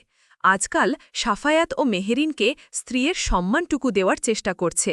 কিছুদিন আগেই সে মেহেরিনকে শিমুর মা বানিয়ে নিয়ে এসেছিল, কিন্তু এখন তার মনে হচ্ছে নিশিতার জায়গা হয়তো মেহেরিন কখনোই পাবে না। কিন্তু মেহেরিন তো আর বানের জলে ভেসে আসেনি। এই মেয়েটা তার স্ত্রী, তার অর্ধাঙ্গিনী। নিশিতার যেমন প্রাপ্য অধিকার আছে, ছিল, মেহেরিনেরও আছে নিজের স্বামীর থেকে তার প্রাপ্য মর্যাদা সব অর্জন করার। কিন্তু মেহেরিনকে সে ঠকাচ্ছে, অন্তত স্ত্রী হিসাবে, আর তার সন্তানের মা হিসাবে তাকে ঠকানো মানে এই সম্পর্ককে নষ্ট করা, গড়াটাই ভেঙে ফেলা। সাফায়াত মেহেরিনকে সময় দিচ্ছে, মেহেরিনকে সে সাহস দিচ্ছে। মেহেরিনের ভিতরে পুরুষ নিয়ে ঘৃণার আভাস বা তার প্রাক্তন স্বামীর ধারা অত্যাচারিত ও তিক্ত অভিজ্ঞতাকে সে কাটিয়ে তুলছে। স্বামী বা পুরুষ মানেই শরীর নিয়ে ছুকছুকানি, বা পুরুষ মানেই নির্যাতন, তা সে ভুলিয়ে দিচ্ছে। সব পুরুষ অমানুষ নয়, সব মানুষ জানোয়ার নয়, ব্যক্তিত্ব, মনুষ্যত্ব সবার মাঝেই আছে। কেউ স্ত্রীকে ঘরের চাকরানি নয়, হৃদয়ের আর ঘরের লক্ষ্মী বানিয়ে রাখতে জানে, তাই দেখিয়ে দিচ্ছে সে। অবশ্য এই কঠিন কাজটি করতে প্রায় মাস 2 লেগেছে তার। মেহেরিন তার সঙ্গে তেমন কথা বলত না, মেহেরিন এড়িয়ে চলত, শিমুকে তার হাতে দিয়ে সুলতানা বেগমের কাছে বা কখনো ঘরের কাজ দেখিয়ে তাল বাহানা করে তার কাছ থেকে দূরে দূরে থাকাই ছিল তার প্রধান কাজ। সাফায়েত সবই বুঝত, তাই সে হাল ছাড়েনি। প্রতিটা মুহূর্তে মেহেরিনের সমস্যাগুলোকে সে সামলে নিয়েছে। মেহেরিনকে আগলে রাখা, মেহেরিনের চাওয়া পাওয়ার গুরুত্ব সে সঠিকভাবেই দিত। সুলতানা বেগম শিমুকে কোলে নিয়ে বসেছেন। আজ মেহেরিনের আবার প্রথম অফিস জয়েন ছিল। বৌমার জীবনটাকে তিনি নতুনভাবে উপভোগ করতে দিয়েছেন। এখন তো তিনি নিজেই রিটায়ার্ড, তাহলে মেহেরিনকে কেন আটকাবেন? করুক, যে কটা সময় হাতে থাকুক না কেন, চাকরি করুক। ঘরে বসে মেয়েটা যেন গম্ভীর হয়ে গেছে, তাকে বাইরে মানুষের সঙ্গে তাল মিলিয়ে চলতে হবে। সুলতানা বেগমের কথা শুনে অনেকে চরম অবাক হয়েছেন। এই মধ্যবয়সী নারী এখনও বউকে দিয়ে চাকরি করাতে চাচ্ছে, তার কি মাথা খারাপ, নাকি টাকার অভাব? আর চাকরি যদি বউ করেই, ছেলেকে কেন বিয়ে করালো এমন মেয়ের সাথে? বাচ্চা দেখার জন্যই তো বিয়ে। সেদিনও একজন বেড়াতে এসে অনেকটা হেসেই বলে উঠলেন, বাবা, আমি আমার ছেলের বউকে দিয়ে চাকরি করাবো না। এত বড় বাড়ি পড়ে থাকবে, খাখা করবে বাড়িটা, আর ঘরের বউ বাইরে গিয়ে বসে থাকবে, নাতি নাতনি সামলাবে কে? সুলতানা বেগম মনোযোগ দিয়ে সব শুনলেন, তারপর বলে উঠলেন, চাকরি কি আমরা শুধু সামান্য কটা টাকার জন্য করি? চাকরি করি নিজের আত্মরক্ষার জন্য, এটা তোমার ভুল রত্না। চাকরি একটা মেয়ের সম্বল। তুমি দেখো, আজ একটা পরিবারে স্বামী যদি কোনো বিপদে পড়ে, স্ত্রী তার সামান্য সম্বল বা সঞ্চয়টুকু স্বামীকে দিয়ে সাহায্য করত। এখনকার মেয়েরা স্বামী যদি বাহির সামলায়, মেয়েরা ঘর সামলায়। অর্জিত অর্থ দিয়ে সাংসারিক দৈনন্দিন চাহিদাগুলো মিটায়। আবার দেখো, বাবা মাকে কিছু টাকা দিয়ে সাহায্য করে, এই টাকা কি স্বামীর কাছ থেকে নেওয়া যায়? আবার ভাবো, এই যে অনেকের স্বামী স্ত্রীর থেকে যৌতুক চায় এবং নির্যাতন করে সামান কটা টাকার জন্য, তখন মেয়েটি কবার তার বাবার বাড়ি যাবে বলো তো? তুমি আরেকটি কথা বললে, বউকে দিয়ে চাকরি করাচ্ছি, এত বাড়ি খালি পড়ে থাকবে। খাখা করবে কেন? আমি আছি, আমার নাতনিরা আছে, সবাই আছে। বউকে আমি যেমন চাকরি করাবো, তেমনি চাকরি ছাড়াবো। ওর যখন সময় হবে তখনও ছেড়ে দিবে। তোমার কথাটা আমার পছন্দ হয়নি, রত্না। তুমি বউয়ের প্রসঙ্গ তুলে কথাটা আমাকে খোঁচা মেরে বলেছ। ভাবি, আপনি আমাকে ভুল বলছেন। কোথায় ভুল? আমিও চাকরি করতাম, আমার একটামাত্র সন্তান। তুমি জানো, আমার শাশুড়ি আমার বাসায় আমার ছেলেকে মানুষ করেছেন। ঘর সামলিয়ে আমি বাইরে যেতাম। আমার স্বামী ব্যবসার কাজে বিভিন্ন জায়গায় চলে যেত। আমি সব সামলাতাম। কোথায় আমার শাশুড়ি তখনকার মহিলা হয়েও অত কথা শোনাতেন না। সাফায়েত হওয়ার পর, ওকে স্কুলে ভর্তির পর আমি আবার প্রাইমারিতে জয়েন করি। এভাবে করিনি। শুনো সংসারী মেয়েরা, সবকিছু আগে থেকেই সামলে নিতে জানে। আমার বৌমাকেও আমি অমনভাবেই গড়ে তুলব। রত্না বেগম যেন তবদা খেয়ে গেলেন। এ কেমন শাশুড়ি! অনেকটা কথায় না পেরে উঠে চলে গেলেন তিনি। কথায় পারা যায় না সুলতানা বেগমের সঙ্গে। খুবই দূর্ত মহিলা। কোথায় ভুল? আমি চাকরি করতাম, আমার একটা মাত্র সন্তান। তুমি জানো, আমার শাশুড়ি আমার বাসায় আমার ছেলেকে মানুষ করেছেন। ঘর সামলিয়ে আমি বাইরে যেতাম। আমার স্বামী ব্যবসার কাজে বিভিন্ন জায়গায় চলে যেত। আমি সব সামলাতাম। কোথায় আমার শাশুড়ি তখনকার মহিলা হয়েও অত কথা শোনাতেন না। সাফায়েত হওয়ার পর, ওকে স্কুলে ভর্তির পর আমি আবার প্রাইমারিতে জয়েন করি। এভাবে করিনি। শোনো, সংসারী মেয়েরা সব কিছু আগে থেকেই সামলে নিতে জানে। আমার বৌমাকেও আমি অমনভাবেই গড়ে তুলব। রত্না বেগম যেন তবদা খেয়ে গেলেন। এ কেমন শাশুড়ি! অনেকটা কথায় না পেরে উঠে চলে গেলেন তিনি। কথায় পারা যায় না সুলতানা বেগমের সঙ্গে। খুবই দূর্ত মহিলা। মেহরিন অফিস থেকে এসেছে মাত্র, মাথা তার ধরে গিয়েছে। আগে ব্যাংকের চাকরি ছিল, আর এখন একটা বেসরকারি প্রতিষ্ঠানের জুনিয়র এক্সিকিউটিভ অফিসার হিসাবে জয়েন দিয়েছে। সবার সঙ্গে সারা দিন পরিচয় হতে হতে আর কাজ বুঝে নিতেই সময় লেগে গিয়েছে তার। অফিসের সবাই খুব মিশুক ছিল, সবাই কাজ সেরে তার সঙ্গে সখ্যতাও গড়ে তুলেছে নিজেদের মতো। মেহেরিন সোফায় বসা মাত্রই ওপর থেকে শিমুর কান্না শুনতে পেল। কোথায় তার বিশ্রাম, কোথায় তার অফিসের চিন্তা, সব বাদ দিয়ে মেয়ের কাছে ছুটে গিয়েছে সে। ক্লান্ত শরীর নিয়ে শিমুকে কোলে করে বলে উঠল, কি মা, মাটাকে কেউ আদর করে না? শিমু কেঁদে দিয়ে মায়ের সঙ্গে তাল মিলিয়ে বলে উঠল, না, না। মেঘেরিন অবাক হয়ে গেল মেয়ের কথায়। শিমুর এখনও পুরোপুরি স্পষ্ট কিছুই উচ্চারণ কর্তার কথা নয়, যেখানে অনেক বাচ্চারা এই বয়সে মুখে দা দা দা বা বা বুলি আওড়াতে সময় লেগে যায়। মেহেরিন শিমুর গালে আদর করে বলল, একবার মা বলে ডাকতি মা, ডাক না মা, বলো মা, মা। শিমু মায়ের মুখের দিকে চেয়ে আছে, কি বলছে মা তাকে। মেহেরিন সেদিন সারা দিন আরও বেশি খুশি হয়েছিল। শিমু তাকে মা ডাকবে, মেয়েটার মুখে বুলি ফুটবে, প্রথম বুলি উচ্চারিত হবে মা নামের এক ঐশ্বর্যপূর্ণ ডাক, এক পরিতৃপ্তময় ডাক, যে ডাক শুনলে প্রত্যেকটি নারীর শরীরে আলাদা শিহরণ বয়ে যায়। আকাশের জেল থেকে মুক্তির দিন আজ। 5 মাস জেলে থাকার পর ছাড়া পেয়েছে কেউ? আসেনি দেখতে, না কেউ কেসটা চালাতে চেয়েছে। মামলা মকদ্দমায় পড়ে জেলেই ছিল সে। প্রথম প্রথম আকাশের খুব রাগ লাগত। মনে হতো সব ঠিক হয়ে যাবে, সব গুছিয়ে নিবে সে। কিন্তু এখন সে নিজেই তিক্ততায় যেন ডুবে গিয়েছে। জেল থেকে পুরনো পোশাক পরে বেরিয়ে গেল। পকেটে হাত দিয়ে দেখে মাত্র 100 টাকার নোট। প্রথমেই আকাশের মুখ দিয়ে গালি বেরিয়ে গেল। যেই পকেটে 5,000 6,000 থাকত, এখন সেখানে মাত্র 100। গেট থেকে বেরিয়ে সামনে কিছুক্ষণ দাঁড়িয়ে একটা লোকাল বাসে উঠে গেল সে। বাড়ি পর্যন্ত না গেলেও রাস্তায় নামিয়ে দিলেই হয়, বাকিটা পথ হেঁটেই যেতে পারবে। সারা পথ বাস দিয়ে আসার পর হেঁটে হেঁটে এসেছে সে। পথে যাদের সঙ্গে দেখা হয়েছে প্রত্যেকের নানা ধরনের প্রশ্ন। কেউ বা নাক মুখ কুচকাচ্ছে। এলাকা অবধি এসে যেন আরও অবাক হয়ে গেল সে। এখানকার লোকজন তার সঙ্গে কথা তো দূর, কেউ যেন ফিরেও তাকাচ্ছে না। কিছু দূর যেতেই বাড়ির দিকে তাকিয়ে অবাক হল আকাশ। বাড়িটা কেমন সাজানো গোছানো হচ্ছে।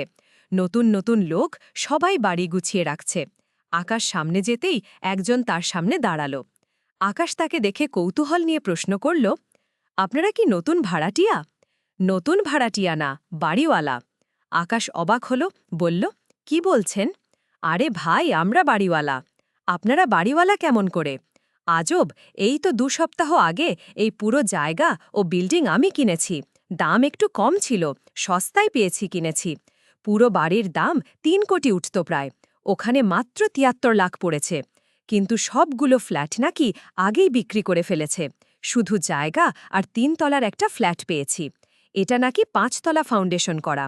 ৩ তলা পর্যন্ত আগের বাড়িওয়ালারা ছিলেন। দ্বিতীয় তলাটার ফ্ল্যাট নাকি বিক্রি করে দিয়েছে। আর রইল বাকি ২ তলা ফাউন্ডেশন। ওটা করলে ক্ষতি আর হবে কি? আকাশের মাথায় যেন বিরাট বড়সড় বাজ পড়েছে। বাড়িটাও হাতছাড়া হয়ে গেল। বাড়ির আগের মালিকরা কোথায়? ছেলের নাকি চরিত্র ভালো না, জেলে আছে। মা অসুস্থ। মা নাকি বলছে জায়গা বিক্রি করে ফেলতে। এখন এই জন্য জায়গা বিক্রি করছে। এতটুকুই জানি, এর বেশি কিছুই জানি না। ওনারা বলেই যায়নি ঠিকানা। আর শুনছি সম্পত্তি নাকি মেয়ের নামে দেওয়া হবে। আকাশ বুঝল আয়েশা সবই হাতিয়ে নিয়েছে। আকাশ বাড়ি থেকে বেরিয়ে কিছু দূর এসে ফোন নিল হাতে। শিলার মোবাইলে ফোন করল। শিলাও তো জেলে ছিল। শিলা যদি ছাড়া পায়। শিলাকে ফোন করার পর ফোন বন্ধ দেখাচ্ছে। শিলা তার ফোন আগেই বন্ধ করে ফেলেছে। সেই সিম থেকে শুরু করে সব বন্ধ শিলার। জেলে থাকা অবস্থায় জেলার সাহেবা আফসানা আয়ুব তার সঙ্গে কথা বলেছিল। আফসানা আয়ুব খুব নরম ও দয়ালু মনের মানুষ। শিলার অন্যায় এবং নিজের ভুলের জন্য অনুতপ্ত হওয়া সব কিছুই তার চোখে পড়েছে। জেল থেকে ছাড়া পাওয়ার পরপরই তাকে একটি এনজিওতে কাজ দিয়েছেন তিনি। আফসানা আয়ুব বিভিন্ন কাজে নিয়োজিত। সমাজের নানা রকমের কর্মসূচিতে তিনি অংশগ্রহণ করেন, তাই তিনি জানেন কিভাবে কাকে কোথায় কাজে লাগাতে হয়। সাফায়াত ছাদে এসেছে, পাশে মেহেরিন। সাফায়াত আর মেহেরিন আর ৫টা স্বামী স্ত্রীর মতোই স্বাভাবিকভাবেই জীবন ধারণ করলেও তাদের মধ্যে এখনও স্বামী স্ত্রীর গভীরতায় এখনও পৌঁছায়নি। সাফায়াত যেন কোনো একটা জায়গা থেকে বাধা পায়। বাধা বলতে সম্পর্কটা আগাতে তো পেরেছে, তবে পুরনো স্মৃতি আর প্রথম ভালোবাসার মানুষটিকে দুজনের একজনও ভুলেনি। মেহেরিন হয়তো আকাশকে ভালোবাসত, কিন্তু সময়ের পরিক্রমায় তা ঘৃণায় পরিণত হয়েছে। অপরদিকে সাফায়াত তার ভালোবাসার মানুষটিকে নিয়ে সারা জীবন কাটানোর প্রতিজ্ঞা করেছিল।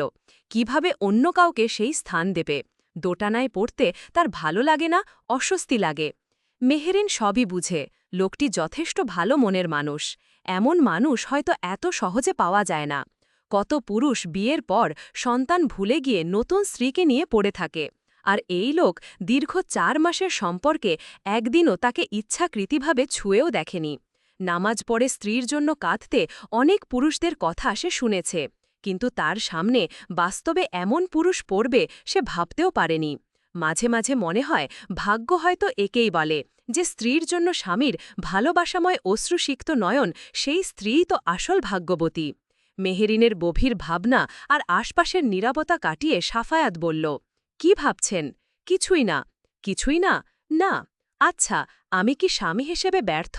এই যে এত মাস একটা মানুষের সঙ্গে এক ছাদে রয়েছেন, অথচ স্বামী হয়েও আমি আপনার কাছে একদিনও আসিনি। আপনার বিরক্ত লাগে না? অস্বাভাবিক বা বিরক্তি লাগার মতো আপনি কিছুই করেননি। আপনার মধ্যে আমি তেমন কিছুই দেখিনি, বরং আমি বলবো আমি আপনার আচরণে মুগ্ধ হয়েছি। কথা যা আপন মনে বলে মেহেরিন দাঁত দিয়ে জিভ কাটল। হঠাৎ করে মুখ ফসকে সত্য কথা বলে ফেলেছে সে। সাফায়াত অবাক হয়ে চেয়ে আছে মেহেরিনের দিকে। মেহেরিনের লজ্জা পাওয়া মুখের দিকে চেয়ে চোখ সরিয়ে নিল সে।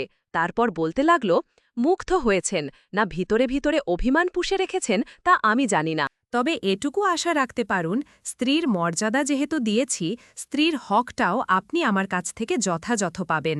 আমি কথা দিচ্ছি, আমি আপনাকে পূর্ণটা দিব। সাফায়েতের এমন কথায় মেহরিন লজ্জায় মাথা নত করে ফেলেছে। আপনি তৈরি তো? মেহরিনের হাত দুটো ধরে। জি। সাফায়েত হাঁ শুনেই মেহরিনের হাত ধরল। নরম হাত জোড়ায় ও কপালের চুলগুলিকে সরিয়ে একটা পবিত্রতার চুম্বন দিয়ে দিল। মেহরিন সাফায়েতের দিকে আর তাকাতে পারল না। এদিক ওদিক তাকিয়ে সে দৌড়ে সিঁড়ি বেয়ে নিচে নেমে গেল। আর সাফায়েত তার পিছু পিছু মুচকি মুচকি হেসে যেতে লাগল। সেদিন থেকেই দুজনের মাঝে তৈরি হতে লাগল দুষ্টু মিষ্টি কিছু মুহূর্তের। মেহরিনকে নিয়ে সাফায়েতের আগের সেই অচেনা অজানা বাধা যেন কেটে যাচ্ছে। তবু মনের এক কোণে তার প্রাক্তন স্ত্রীর প্রতি যে টান বা ভালোবাসা, তা কোনো অংশেই কম নেই। মেহরিন ও তার স্বামীর সেই সুপ্ত গোপন অনুভূতির একাংশ জানে। এ নিয়ে তার হিংসে হয় না, কারণ সে জানে প্রতিটা মানুষের পক্ষেই তার ভালোবাসার মানুষ থাকে। যেখানে অন্যদের হয়তো থাকে ঘৃণা, সাফায়েতের আছে হারানোর শোক। সেদিন থেকেই দুজনের মাঝে তৈরি হতে লাগল দুষ্টু মিষ্টি কিছু মুহূর্তের। মেহরিনকে নিয়ে সাফায়েতের আগের সেই অচেনা অজানা বাধা যেন কেটে যাচ্ছে। তবু মনের এক কোণে তার প্রাক্তন স্ত্রীর প্রতি যে টান বা ভালোবাসা, তা কোনো অংশেই কম নেই। মেহেরিনও তার স্বামীর সেই সুপ্ত গোপন অনুভূতির একাংশ জানে।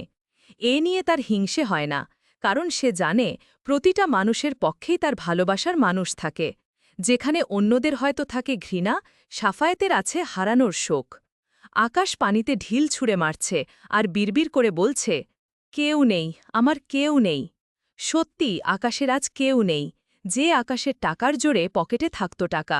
নিজের সম্মানের সাথে সাথে আকাশ যেন সব কিছু হারিয়ে ফেলেছে, যার জন্য আকাশ নিজের বিবাহিতা স্ত্রী মেহেরিনকে কখনো সম্মান দেয়নি। দিনের পর দিন মানসিক অত্যাচার করে গেছে, দিনের পর দিন মায়ের কথা মতো তার শরীরে আঘাত করে গেছে। আজ সেই মাও যে নেই আদরের বোনটি। শ্বশুরবাড়ির লোকেদের আবদার মেটানোর জন্য আয়েশা সবসময় যে কোনো মুহূর্তে ভাইয়ের কাছে এসে এটা ওটা চাইত। আজ সেই আদরের বোনটিও নেই। যে ক্ষণিকের সুখের জন্য অসুস্থ স্ত্রীকে ছেড়ে আবারও নিজের জৈবিক চাহিদা মেটানোর জন্য প্রেমিকার কাছে একান্ত সময় কাটাতে যেত, সেই প্রেমিকা তো আর আসবে না। আকাশ যেন পাথর হয়ে গেছে। মেহেরিনের কষ্টে জর্জরিত মুখটি মাঝে মাঝে তার খুব মনে পড়ে। মেয়েটি তার সামনে সব সময় হাসি মুখে দাঁড়িয়ে থাকত। যদি সে একটু হেসে কথা বলে, যদি সে আরেকটু কাছে ডাকে। কত ছোট আবদার মেহেরিনের ছিল, কিন্তু সে কোনোদিনই তার আবদারগুলোকে আবদার হিসাবে নয়, ন্যাকামো হিসাবেই দেখেছে। আজ মেহেরিন সুখেই আছে, খুব সুখেই আছে। এই তো সেদিন মাঝরাস্তায় মেহেরিনের সাথে দেখা হলো তার। ধানমন্ডির লেকের পাড়ে এসেছিল সেদিন মেহেরিন। মেহেরিনের কোলে তখন ছোট্ট একটি বাচ্চা। কি সুন্দর বাচ্চাটি, ছেলে বাবু। বাচ্চাটি মেহেরিনের শরীরে যেন একদম মিশেছিল। মেহেরিনও বাচ্চাটিকে জড়িয়ে ধরে হাঁটছিল। পাশেই একটি লোক আরেকটি ছোট্ট মেয়ে নিয়ে দাঁড়াল। মেয়েটার হাতে আইসক্রিম। আইসক্রিম খেতে খেতে বাবুটাকে বার কয়েক কোলে নিতে চাইল।